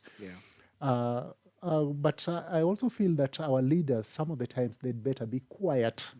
Sometimes it's said it's best to have was it a fool? When a fool doesn't talk, then you'll think like that fool is wise. I had a sentiment with one of the prominent leaders from the Luo Nyanza who said that the people who burnt Mawego police station actually came from Nairobi. I got shocked and I was like, I wish like somebody helped him close his mouth, because generally, did you want to say that the people in Nyanza are so poor to the extent that they could not buy their own matchbox or they could not even afford petrol to be able to lit that fire? Well, you don't have to be abusive to people. But on the other hand, also, what would have been important for me if you would have asked is that, well, Ojuang did not hit himself on the wall. At least he did not hit himself in Mawego. He hit himself in Nairobi. But who are the people who picked him? And two, how much did they dispose of him or expose his family, even to the child? Again, furthermore, at the end of the day, the government, if the president gave out what he gave, that was his personal contribution. What of the government? Did the government compensate? Because the person that died in the state custody, in the hands of the state. In fact, to me, I would still pursue, and I would urge those who probably were standing in for the Ojuang's family as counsel, they are senior counsels as well. I don't need to, but they need to pursue the state so that it doesn't become business as usual, so that next time they know it will cost the government. And then, too, we should put it that those people who did it to take personal responsibility, not the government to take on their behalf. Now, let's shift gears a bit and get to now the real question of You've really articulated the youth issues. You've really articulated why people are having those grievances and why they had to take to the streets, because they felt, one, we had governance. We have a governance issue. Yeah. A big gap. So there's a big gap in governance that is evident, and also the government, while trying to now show themselves as if they know what they are doing, they end up also gagging and also clawing back on some of the constitutional rights that people have been enjoying for the longest. And so now my question begs, we've witnessed that chronology from 2024, 25th June to this other first year anniversary. Yeah. And we saw how the government responded. And in turn, we also saw how now the young people are also, because this is an evolving thing. So this one was more intense, but I really wanted you to now get into what you observed. You were in the streets, you were able to now compare those two events, and you're in a better position to try and just, especially here in Nakuru, because our context is basically what we saw here in Nakuru. And so what does that say about the future of this country? Even earlier today and even the other day, I was able to go back and look at those things that happened. The good thing is that if we go back to the internet, we are able to go far behind and look at things that happened even before our times. And I would just look at the leaders, particularly the politicians, when they are on this side of the divide, what they speak, and when they're on this other side of the divide, what they speak. It's sometimes a shame that they talk a double speak. Yes. And this is why also, even if you look at the Kibaki era, then you come to the Uhuru era, and now you come to the Ruto era. Why am I talking of Kibaki, Uhuru, Ruto, and probably Kenyatta and Moi?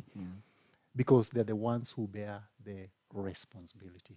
Right now, anything that will happen, Murkomen would say whatever he's saying, but at the end of the day, the regime belongs to Ruto. So the person that will go down the history book is Ruto.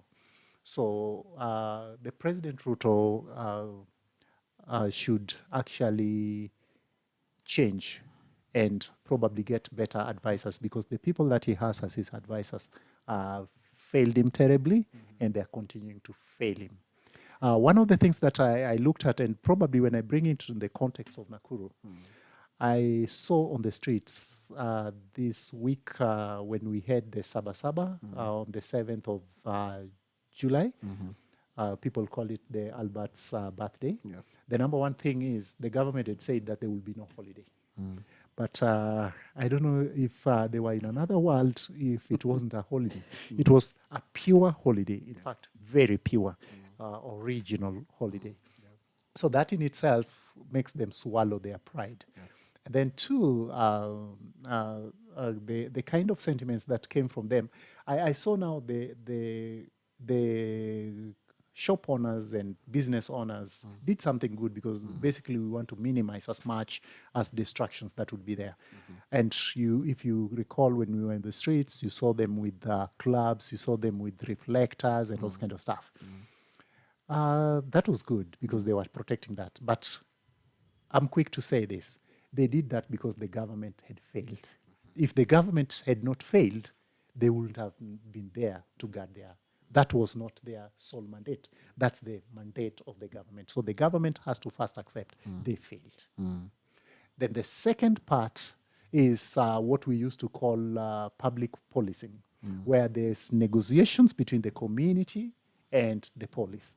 This one, they already put a barrier between these people, that each group, those who see police as an enemy, and those who see the citizens, they consider them as enemies. So that divide is what has brought this. But I want to also echo this, that for you, if you had a shop and there's these guys who have come to protect, some of them were motor boda guys and such likes. They were doing this because there was coordination. In each place, there was a team leader. And I learned that while they were doing this, for you, if you have a shop and maybe you're a lady, you don't have the muscle to come down to the streets, So you'd pay a certain fee to them so that they protect the business on your behalf. So if they did this, then this one becomes lucrative for them. And if it becomes lucrative for them, they'll be looking at all the opportunities possible so that this can be an income, and it was worth it. So it wasn't sponsored, but they were themselves raising funds. It was a unique form of, yes. But let's go back. And I think the government probably needs to have somebody to take them back history lane. How did Mungiki start? When we had, and Susan, I don't know if our governor Nakuru is aware of this, that his dad, the former MP Kika Kimani, at the Afra Stadium, as we read the history, and we saw part of that, in Afra Stadium when he asked Mzee Moi, would you go to the streets, and particularly to the stage, Matatu stage, and collect something to go with? This is what brought the protection fee. And if you remember in Nairobi, Banana area, that was the protection fee. And how many lives were lost because this now formed the Mungiki. Now, the same vigilante, I mean, this group that we're seeing now doing shop manning, and they're getting their income out of that, will ultimately be used by politicians. And we're only 2 years away, so they'll be used, and this is going to be a lethal militia. So the police that are allowing this, and maybe to the county commissioner, that you are allowing this, and probably you are short-sighted. We need both. We need short-term, we need medium-term, and we need long-term. At the long term, when this now will turn into a militia, even the police will not penetrate them. It will be a big mess for us. Maybe to play the devil's advocate. Yes.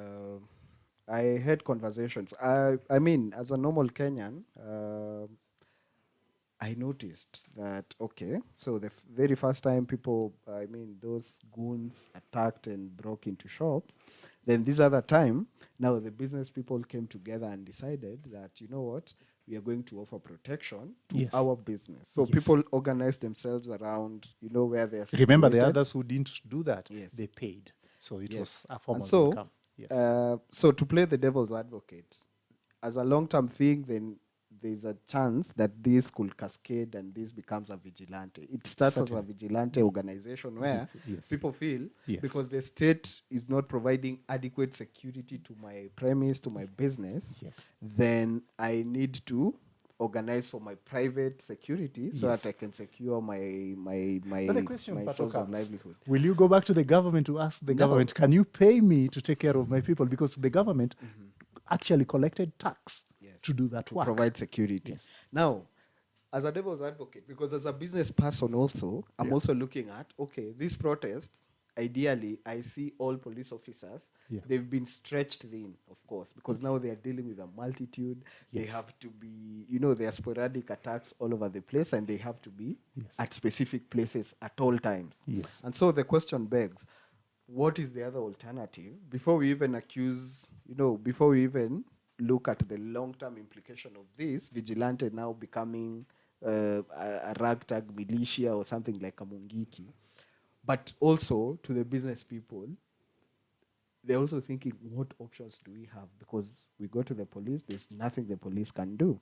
Case in point, I will give you an example of Western Supermarket that was attacked in Freearea this past Saba Saba. And we also saw police trying, to ward off the young people from the streets. And at some point, the young people actually overpowered the police. The police had to retreat back, go regroup, and come back. Now, in that ensuing period, in like 30 minutes when they were, pushed back, these goons were able to go target that particular supermarket, go in, break the doors, and loot. For 30 minutes clean, they were able to loot property worth millions and millions. So now my question becomes, what options do we also have in the interim to ensure that a person has a right to be secure and to secure their property and their business, so that then we're also looking at this at a bigger angle where we think, these Mungiki formations, these people coming together to provide security for their business could be an indication of, so the police have failed, basically. And so people have to organize their own security. Now that becomes a problem because now these people, this is access to quick, free money without having to work hard for it. You only need to swing a rungu and walk around menacingly. And so people will not attack that particular shop. So what happens is now they start feeling like, okay, this is an easier way for me to make money rather than just work hard where I am. So it becomes a problem. My approach. So what do we do so that as we're also tackling this particular issue, we're also looking at the grand picture of what options did the businessmen have? Because at some point I also support that they needed to also organize to protect their interests. Certainly. Yes. Somebody said, if you are cutting a tree, do not cut it from the middle, neither the upper part, nor even the lower part, but uproot it right from the roots. And so to me, I'm looking at our situation as reactive more than being proactive. And this is both ways, both on the side of the government, on the side of the community. It's unfortunate that businesses lost. Maybe again, we should have also to reconsider insurance policies to be able to safeguard businesses from losses to a certain extent, and also that the insurance just doesn't have to come with a package, but it should be a negotiated package. I'm glad we now have insurance regulatory authority to be able to help and work together with the community. What is a problem is that they need first to engage with the community. Yes. The second bit is that you can never thrive where there's threats. So to me, the government need to tone down on threats because people will just go and say, okay, sasa utadu. And when the government reaches a point, actually they've shown that they are frustrated. But I would want to remind, for example, our interior CS, Murkomen. Murkomen, when we had the first by-election here in Nakuru, when we had the new party of our President Ruto. You remember the first by-election was done in London Ward. London Ward, yes. Murkomen, remember how we were with you there and how you got the tear gas. And what did you say then? And you actually was very quick to say the government used excessive force. Now you're the one using them. Aren't you having a double speak? So with all due respect, the first thing we need is not to have an environment of threats. Because when you have threats, people will react. And in fact, if I noted clearly, I saw Gen Zs who had even written their own obituaries. Okay? Before, and others said even gone ahead, not even to write, but they read their own obituary so that they during the time of their burial, it could just be put there and played. And they would, so these are people who have reached a point of no return. We have nothing to lose. They feel like they don't have any other option. Yes. So it's either they go to the streets or yes. So, you take away their lives. When you take hard stand, then they don't care. In fact, to them, if this is the way of going to heaven faster, the president also talked about these things. And, you know, this is coming to haunt the president when he said, Niko na mambo matatu. You remember those mambo matatu? It was a threat. He was in Western and he was addressing, I think, sugar millers in the Western Belt. Yes, So and he repeated it a couple of times. Yes. And when now you find people have even reached the point of even taking a shoe and throwing at the president, this shows a society that is already desperate to get out of that. So instead, because both of the President Ruto and I'm taking those who bear a lot of responsibility, the CS Because Murkomen. basically the buck stops with the president and his entire acolytes around him. But particularly those who are not top. I want to remind them because they also claim they're Christians. I'm glad we probably went to the same Sunday school, taught the same way and all this kind of stuff. And because they say they are of AIC, I'm also equally of AIC. And I want to remind them of, I want to remind this gentleman because we went to Sunday school and we also, in college, you know, some of us went for Christian beliefs, like when I was in Kemo, I did Christian beliefs. And when we went to Sunday school and, you know, we served in Youth for Christ, Focus and the like. Yes. This story about the Israelites, when they said they wanted a king. And then they were told, of course, Samuel was told by God, tell them what would happen of them if they had a king. But they insisted, we still want that king. Wasn't that so? when they got this king, of course, they'd been told what will happen. They will take their shambas, he'll take them as slaves, he'll take their wives. All those things were said. But then they got what they wanted. Then they got to the second phase of that. When they got to that second phase was a simple thing. Yes, now we have the leader. But then the leader frustrated them. When one of those leaders died, they knew now the son of that leader was going to take over the leadership. And the elders went to him and told him, your dad was a good leader, but there are areas that he erred. You know, he made us go through A, B, C, D. So we are requesting you now that you are becoming our new king to be fair enough and help us in this manner. And then he told them, okay, wait a minute. And then I've heard you, but wait a minute. He went to his own fellow youth. And the fellas told him also what they had. So when he came back to the elders, he told them, if my daddy used used whips on you, I'm going to use scorpion on you. Okay? So that is an escalation, basically. An escalation. And if we look at the end result, we had the kingdom, northern kingdom and southern kingdom, if you remember Rehoboam, Jeroboam, and that story. I don't need, you can take time to go and read back that in your Bible. So we don't need a situation in this country where you chase thump as the leader. Please find other means. And to be like when you go down does not mean that you're stupid. No, it doesn't mean that you're stupid. But it's because you know the cause. Remember, you can't tell me anything about being frustrated, because when you went to that office, you campaigned for it. You knew the responsibility that waited you.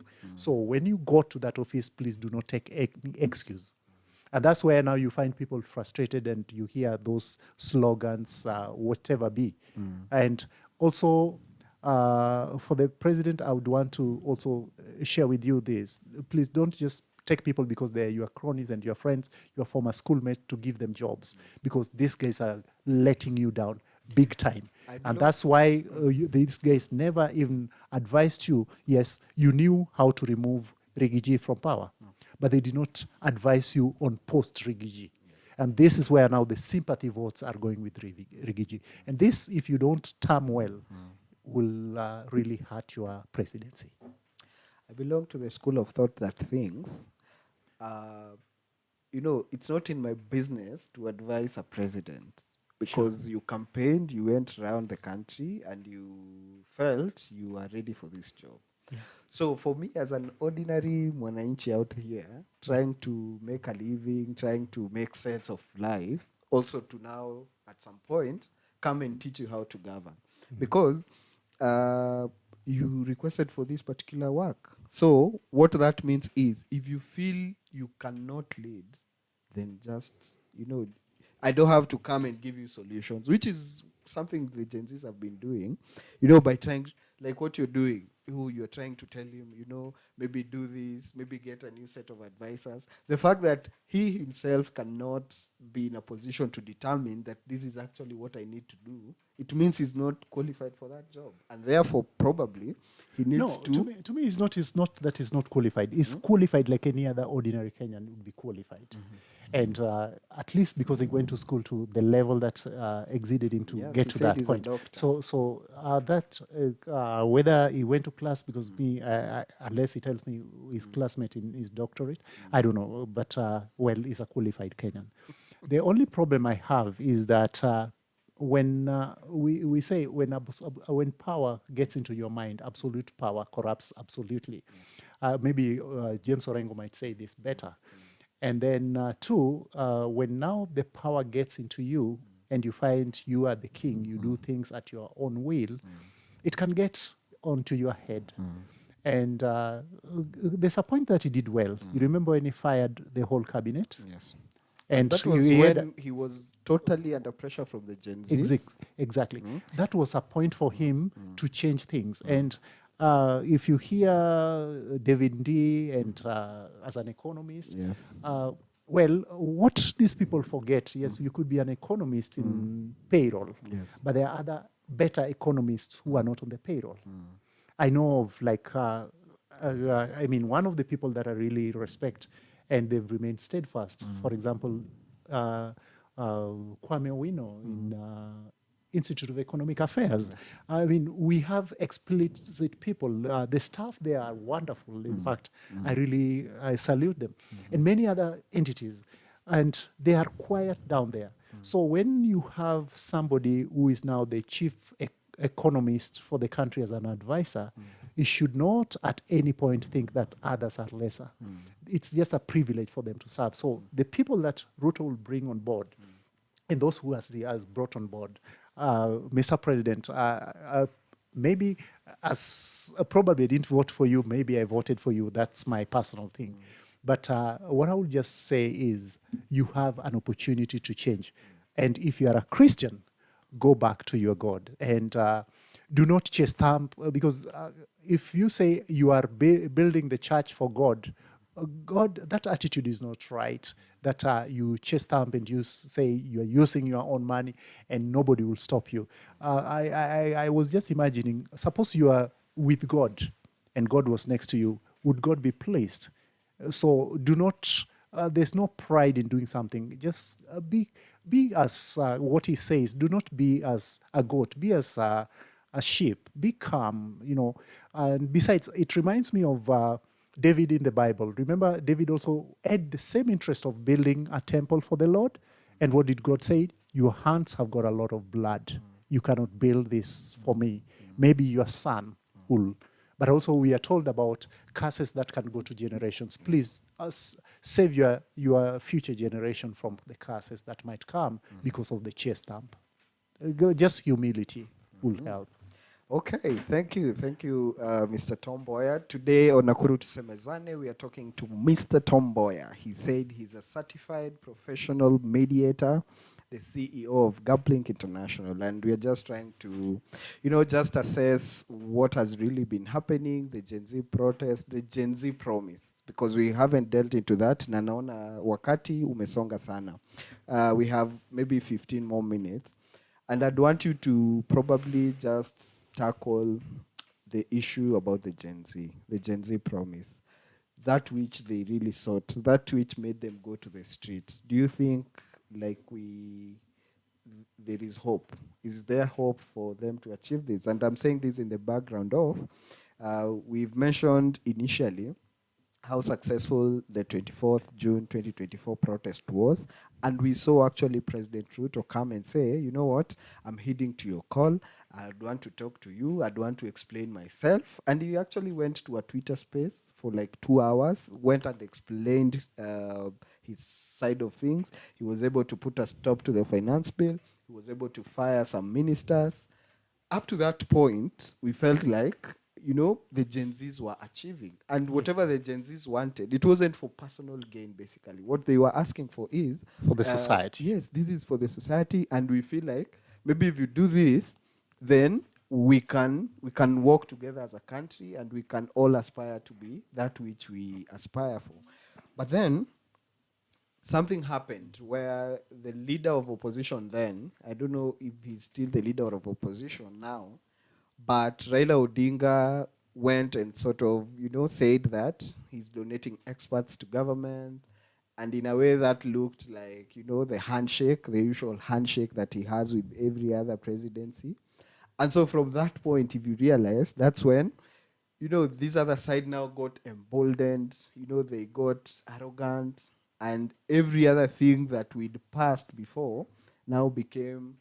It was actually passed. Everything that they stopped initially, what the Gen Zs wanted, was actually now passed, because now he felt he has bravado, he has now the leader of opposition on their side, and therefore the rest of us Kenyans can, do what we want. And I think that by far is what has contributed to the successive protests that we've been seeing up to Saba Saba. And you see, it is also coming with a very huge toll, because we are losing people every other time. We lost over 30 people this previous Saba Saba. So that as we are also marking historical dates kama Saba Saba, we are saying this time, more than even the original event, we've lost more people than the people who were lost during the original Saba Saba in 1991. So let's talk about the future of the Gen Z promise. what happens now, because this government, with now after getting emboldened, they're actually now pursuing, wanting to intimidate Kenyans by just shooting, so that the next time you're thinking of going for a protest, which is the only avenue we had to articulate our feelings, now that becomes a life and death matter. Thank So you. what happens now? Thank you. I would want to say this. The number one thing, our leaders do not need security. In my own feeling, there's a gentleman, Robbie, and particularly, let me say, Pastor Corey, there's Njuguna Corey. This was my pastor at some point. He would always come with this motorbike in town. And sometimes he would come with a vehicle. And he would leave it without locking it. He would even leave it with the keys inside. He would go wherever he'd go to, and he would come back and he finds that thing intact. Why? Because he was in good books with these people on the streets. So the one thing that we have today, and I would just ask you, can an MP in your area just walk in town freely? Can they? Right now, not so much. That's the number one point we are in. Because what we have is not to put security about themselves, is to be able to do the right thing that will provide them security without having to go for human security. Then two is about the promises. Do not promise, and this one is even in the Bible, do not promise. Because if you promise, it remains as a debt. So the appetite to excite people, you are forgetting that people will monitor that and evaluate. Please do not promise what you cannot deliver. And if there are those that you had promised, please work on those ones.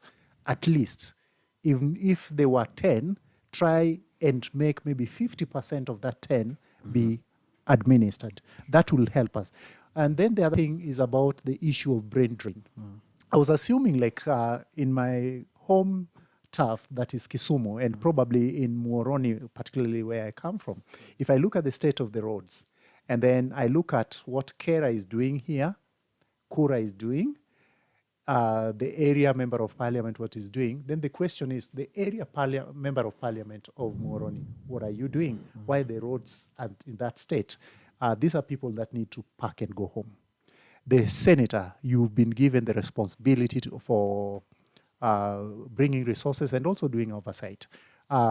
You've walked and you've even traversed those areas. Please do something. And why am I saying this? Everybody you go to the village are telling you, we want to come to the town center. Okay? But suppose we did something around that place, then there's what we call in English brain drain. We will not have brain drains. So if all these people who are qualified were to be in their areas, like what we did with the devolution, we were worried at that point that the former President Moi would wait for him to come to Nakuru to come and probably officiate on a certain road project. And that time he had to go to Mombasa, he had to go to Kwale, he had to go to different parts of the country. He had to go to the East African community, he had to go to Africa Union, he had to go around the world. We would wait and wait and wait. And that's what was the interesting part of the devolution, whereby we needed governors who are to be like presidents of those areas, who of course with affiliations. So out of that, we would have a faster development being done. So let's go back for the brain drain. If we were to be able to retain these brains within those areas, then we are going even to open those spaces for more development. That I'm just giving as a solution. That if people found something attractive, in me today, if I found something attractive back home, I will pack from Nakuru and go back home and work from there. But since there's nothing attractive, then all of us will converge. And this is where now, like even Nakuru itself was actually made a city.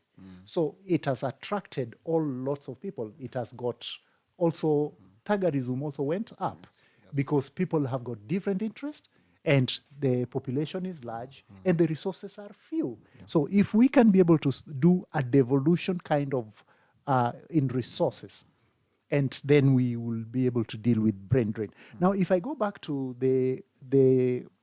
you gave me a lot of questions, and I don't know if I'm getting them right. Basically, what I want you to tackle first is What next for the Gen Z? Because we've really articulated their issues. We've really also highlighted the government's gaps.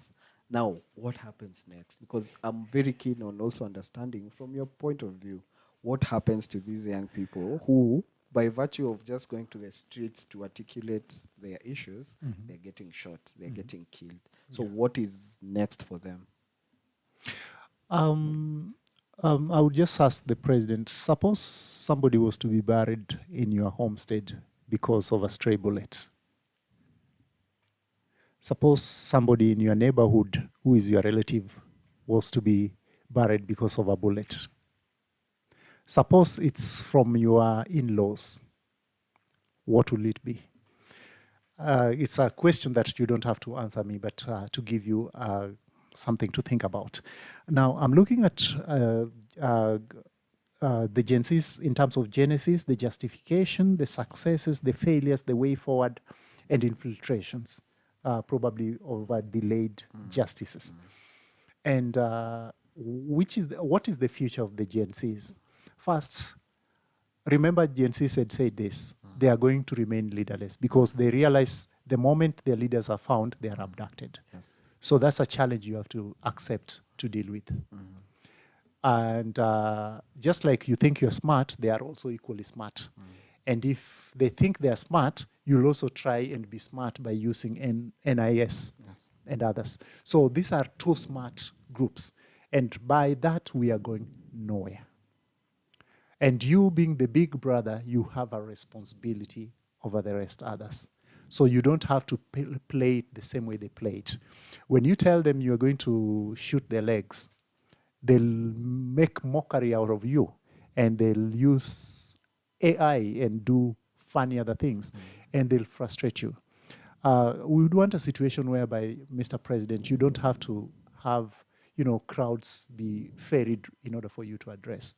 We want a situation whereby you walk on the streets and people will just be marveling at their president. I personally would want to marvel at you, and you have the chance for that. But it all depends on how you will do it. If you do it right, you'll get it.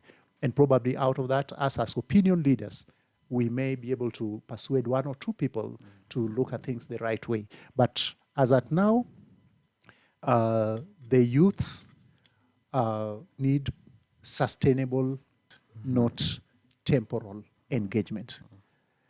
And two, please, people are overstretched. There are people that take only 1 meal a day.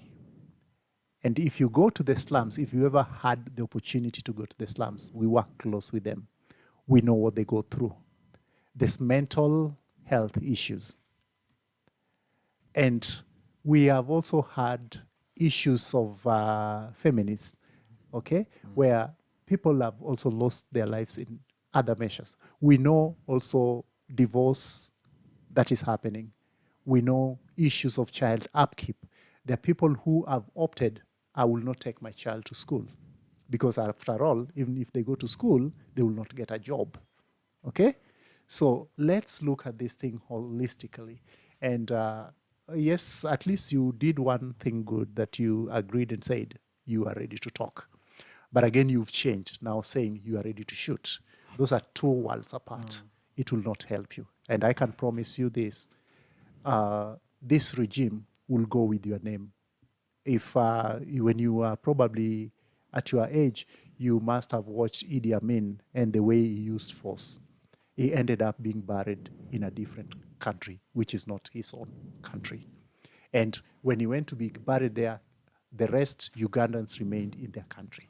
So they might not have it the same way. But you are a person that is probably, and you claim that you love God. I'd want you to just look at God straight in the eye. And the good thing is, he says that even if your blood, even if your sins are as red as blood, he will make them as white as snow. There's always a redemption avenue. You can be able to have that. And two, have people equal, okay? Where people say that, no, our community has been left behind or the other community has been left behind. Have these people all inclusive. It will make your work easy. People have got goodwill for you. But again, people who are surrounding you, the kind of sentiments that they give, I saw today a sentiment by Belgut, Member of Parliament. There are certain times that I think wisdom escapes from people's heads and then drunk with power. I just hope when he goes to sleep, something will ache his mind to think straight and come back and apologize. Kenyans are good. They'll accept the apology. It all depends if you do it right. So for the youth, Mr. President, let's look for a sustainable way because they are growing in number. From where I started, the graduates and their non-graduates, they are growing in number. And you have to look for ways to sustain them. And one of the measures is probably if you had good economies, because the ones you have failed you terribly, get them an environment where they work tax-free. I saw this was happening with people who are on creative art and they were getting ways and means.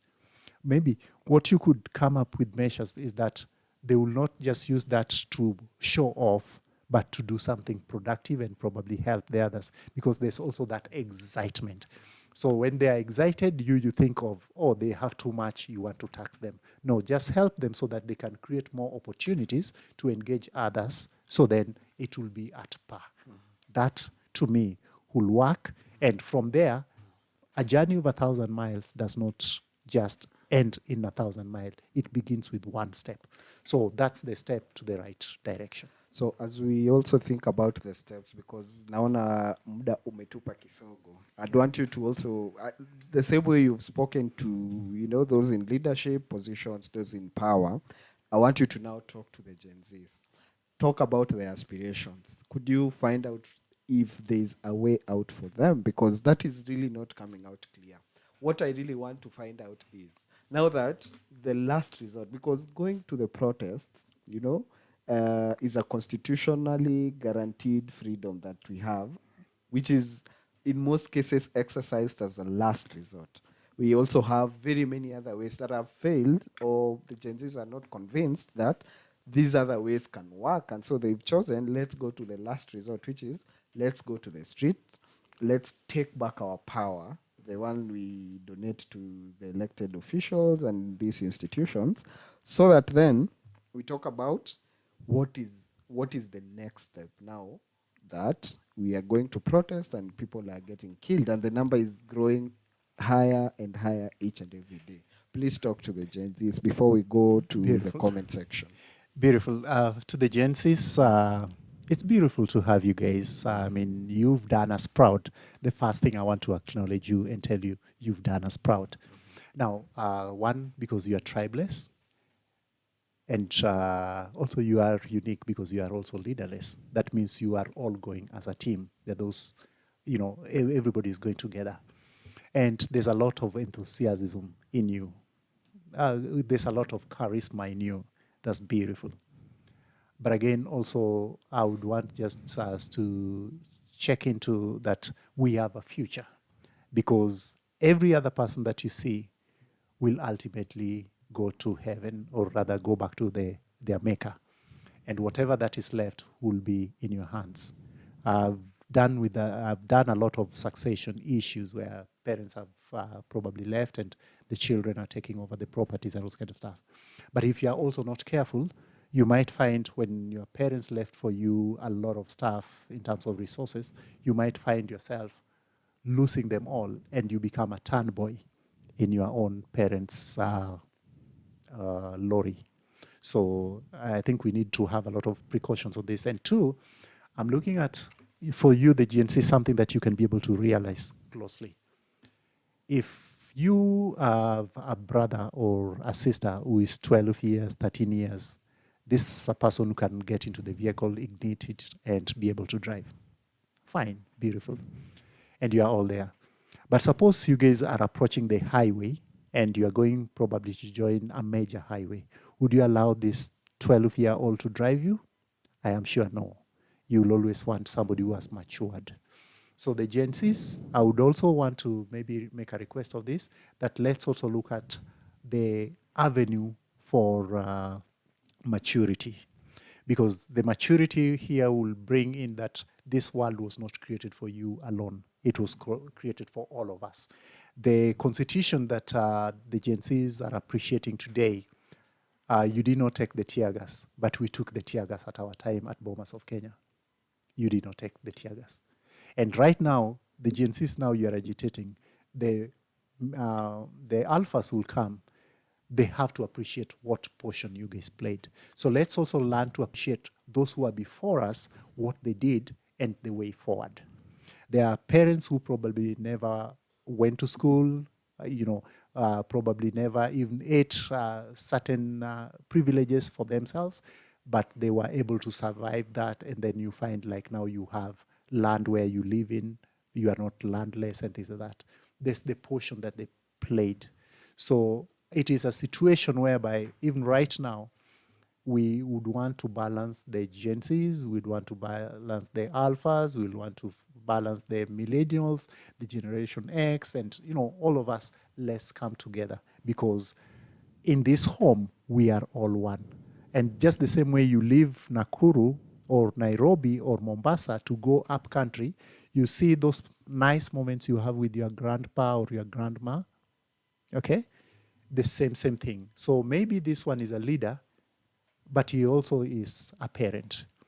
And as much, he or she has a responsibility. I will take you back to biblical moments. Fathers and parents do not agitate your children. And children do not do things that will make your parents curse you. So let's look for a balance of all of us. But I'm not saying that you tone down. Governance, I'm part of that. I'm an expert in that area. We have to agitate, and we will not take any excuse on that. But then the approach that we're going to have, let's give chance to arguments. Let's give chance, just like you learned in school, you had the debates. Let's look at the pros and cons so that we agree on our way forward. Okay, and I think that's a good place to end it. Before we come to your closing remarks, I'd want to thank a few people who've been tuned in and following the discussions live. Thank you very much to Vincent Tanui. I saw he was tuned in. Robert Manduko, shukran sana for tuning in. Kimani wa Kimani joining us, and actually after ametuandikia comment, I will be reading that. Washira Peter, thank you so much for tuning in. There was Monica Gashau as well who joined us, and Danny Mash. I will go very quickly to the comments. We have less than 2 minutes before we wrap this up. I'm coming to you for your closing remarks. So Kimani wa Kimani on Facebook says, I am tuned in. Kindly tell our youth, however hurt they are, whatever they are destroying is a proceed of the very tax they are crying about. Let them accept the intergenerational national dialogue. Let's all tone down our anger and direct our energies to economic recovery. Hiyo ni maoni ya Kimani wa Kimani. Thank you so much for tuning in. Thank you, Kimani. Danny Marsh says, good people, I seek we be sober in discussing this Gen Z thing. Tom Mboya is talking on a point of an informed person. Wait a minute, you lack content to 100%. What of the people who lost their lives? Every protest since war immemorial, people died. We need someone sober on this show, like Kimani.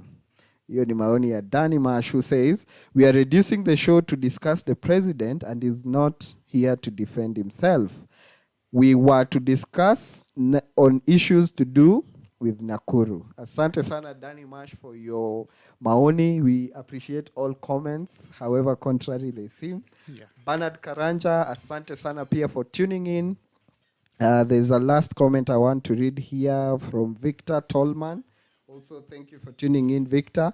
Anatuma vijana kama guns to counter-attack peaceful demonstration. Tena, anasema wapigwe risasi, ama ni plan to eliminate millions of youth. Imagine Uhuru or Kibaki never uttered such careless words, na during Uhuru's time, walingoa hata reli. Ama, anataka kuongoza viwete. one time is real. Asante sana Victor. Hiyo ni maoni ya Victor. These are just the kind of reactions we are getting on our Facebook page. Asante sana on our YouTube. Naona there's one comment. I'm trying to get to it. Anasema kwamba so maybe tuned in. Nimeona mmoja amesema tuned in. Asante sana for tuning in. So maybe as you do your closing remarks, I'd want you to respond to some of the issues raised in less than 2 minutes before we close it down. Thank you so much. I got, because this is a very sensitive topic, Yes. and that's why we couldn't just do it in any other way. We had to go around whereby we didn't want to take sides, and we had to bring everybody so that we can have a unified discussion. Although, the reason that is the same, just a minute, Yes. that is also the same mentality that the Gen Zs have been saying, Yes. that there's a generational disconnect. In as much as the former premier suggested that we have an intergenerational conclave, there's a disconnect between the Gen Zs. And that's why they actually decided this is a generational issue for us, because they are fearless, they are leaderless, all those things.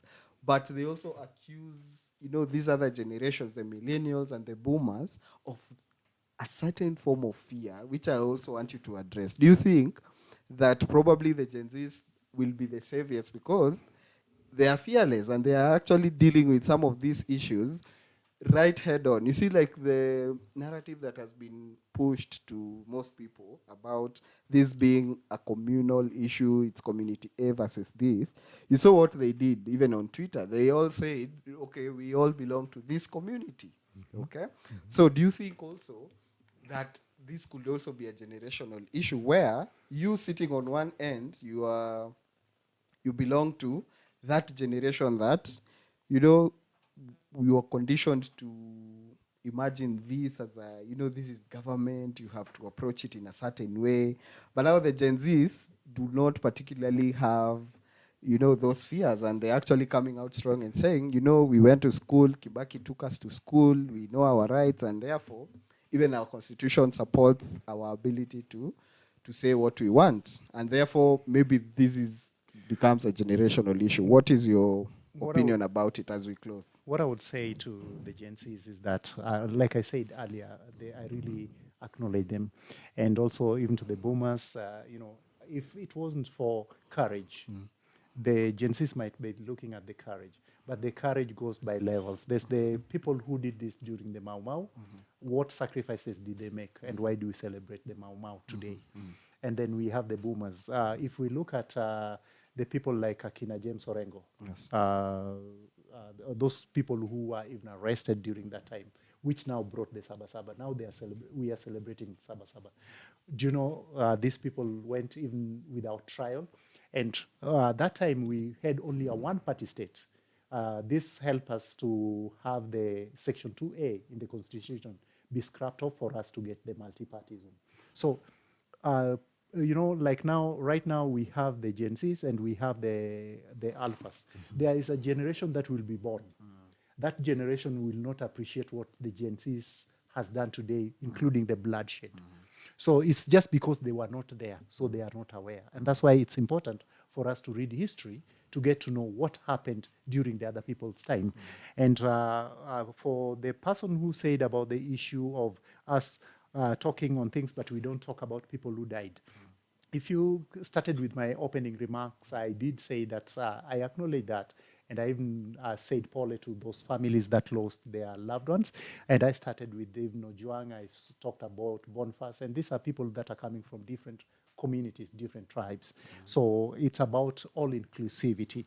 And particularly if we look at, even if we narrow it down to Nakuru, Nakuru people will still be going elsewhere. Like even if I look at much of the people who are in Nairobi, even if we go to the critics of, if we go to the world of laughter, we have from Nakuru, we have Professor Hamo and many other. So we have lots of people who have migrated from Nakuru to elsewhere. And these are, and even outside this country. So these are our people, and probably even where they are also tuned in to check what we are doing. And so I would just want to probably appreciate those who've been able to follow us, those who've been able to comment. And I'm sure since this is going to be on YouTube, it's going to be a point of discussion. we may not exhaust everything and we might not be experts, deal with everything, but at least we've brought a point where we can start the discussion.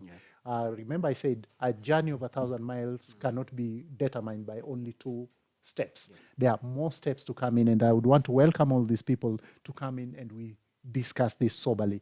Let's, just like the Gen Zs have said, let's be tribeless, let's be leaderless, but also let's also appreciate things that were done in their absence. If you go home today and you find your family has made a meal, somebody did not go to the TV to watch, but sacrificed their time for you to get that meal. So the Gen Zs also have to appreciate. Today we have the Constitution 2010. Did they know that some of us took tear gas in Bomas of Kenya? And for those who came before us, I can remember that I saw them going through detention without trial. Today we may say abduction, but abduction and detention without trial were more the same thing. And some of these people would even disappear. Like I know some of them who disappeared even for 8 years in detention. Today we are crying. Yes, when we lose one, within 1 or 2 days we are forced and we are getting this person back. If you look at also an appreciation, the Gen Zs have to look at even what Martha Karua, senior counsel, did by going to Uganda to work against things that were being set against Besigye, and how Besigye was also abducted in this country back to, and also the Tanzanian one. These were not Gen Zs, but then there's one commonality that brings them together. They are all fighting for justice. They are fighting for good governance. They are fighting for equality. And look at Boniface Mwangi. When Boniface Mwangi was in Tanzania just the other day, what did they get subjected to? And probably they are not Gen Zs. So we should appreciate that we work together as a team. Remember, together we can walk far, but we can only go fast, but not far when we are few. So let's all join together because we are fighting for the common thing. Asante sana. I think that's a good place to end the show today. Today we were in studio with Mr. Tom Mboya. Tom Mboya is a certified, you said it's certified? Professional mediator. Professional mediator. And is a resident of this town, a passionate resident of this town. And he has been able to articulate his position on some of the issues we were discussing today. Remember, this is Nakuru Tusemezane, just a platform for people to come, talk about issues. We talk about current events, talk about what is really happening in the ground, to just try and have those conversations. There's something you've said that is very monumental, that the minute we talk about these things, then we've created an avenue for us to now bring about discussions and debate. And we don't have to agree. Yeah. But at the end of the day, we are opening up the space for us to really discuss the issues. Asante sana to all the people I mentioned. I forgot to mention Oruko Dan. I see he is watching us live. Thank you so much for tuning in. We will see you Thursday next week. Asante. Thank you so much.